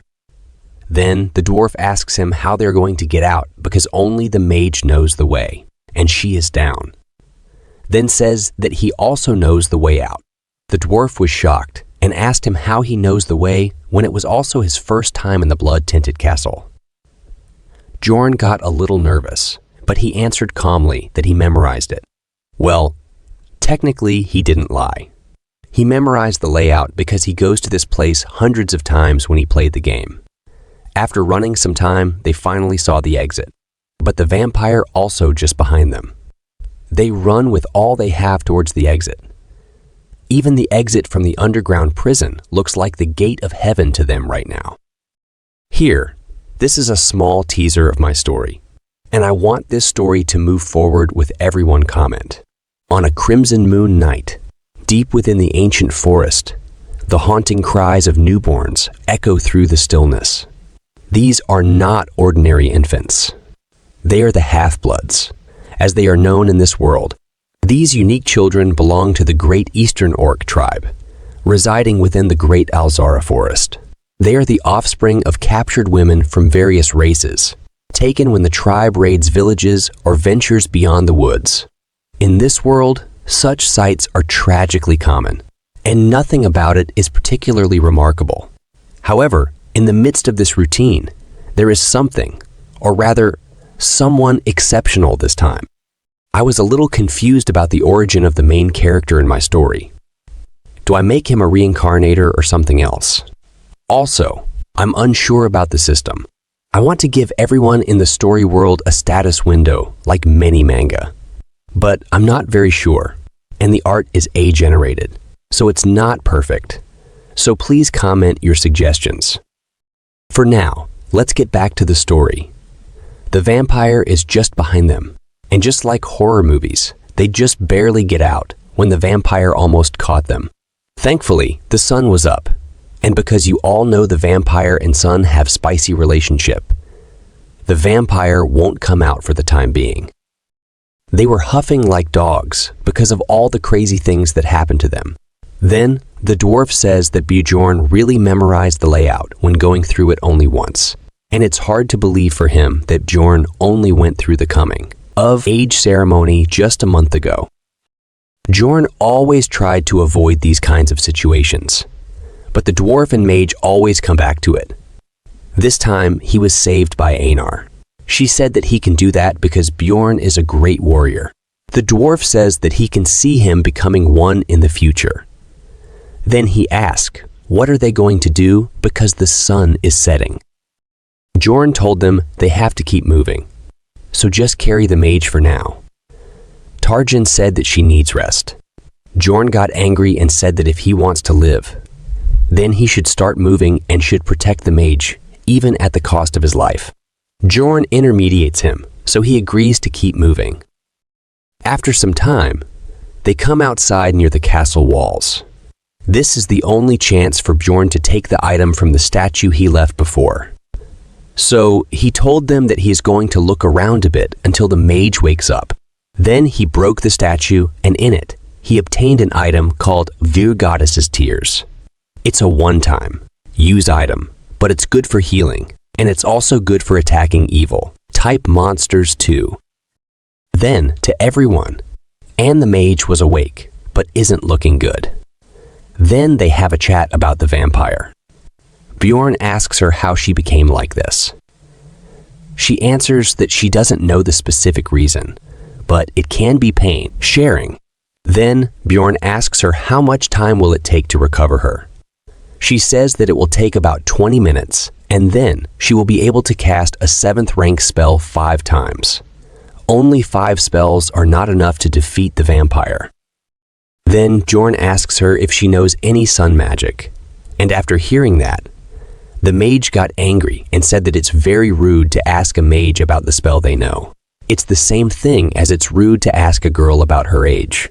Bjorn already knows, but so what? He is now a barbarian at the peak of rudeness, who doesn't care about manners except when talking to the king. After seeing Bjorn doing these things, she gives up and tells him that she can use Sunspot Sphere. Sunspot Sphere is a 6th rank attack spell similar to a Flame Sphere, but it has sun attributes. Then Bjorn asks her if she can use the attribute reinforcement spell with it. She says that she can with more mana, but it will take 10 minutes more.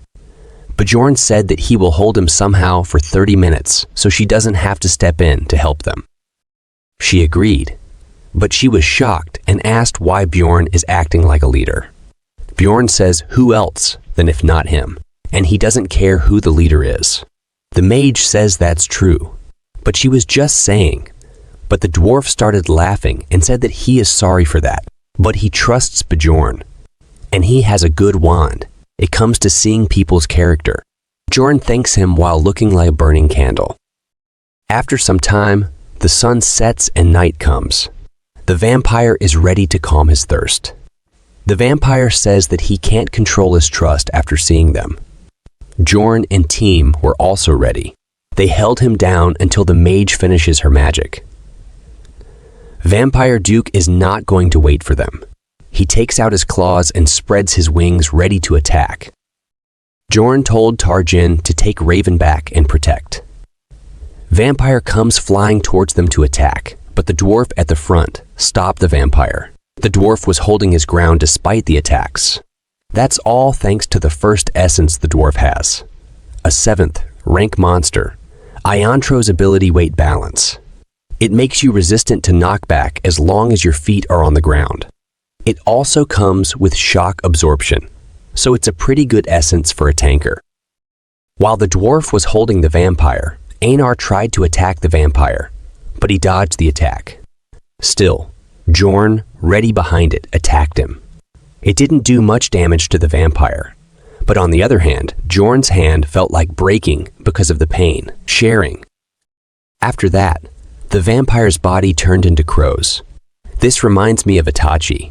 Crows started attacking them. The dwarf stood in front to stop them.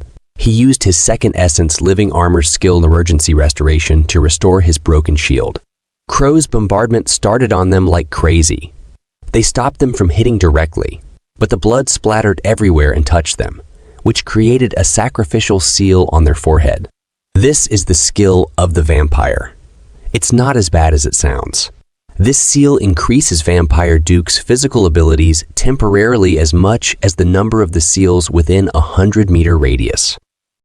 Vampires have 3 skills, which are very powerful in battles.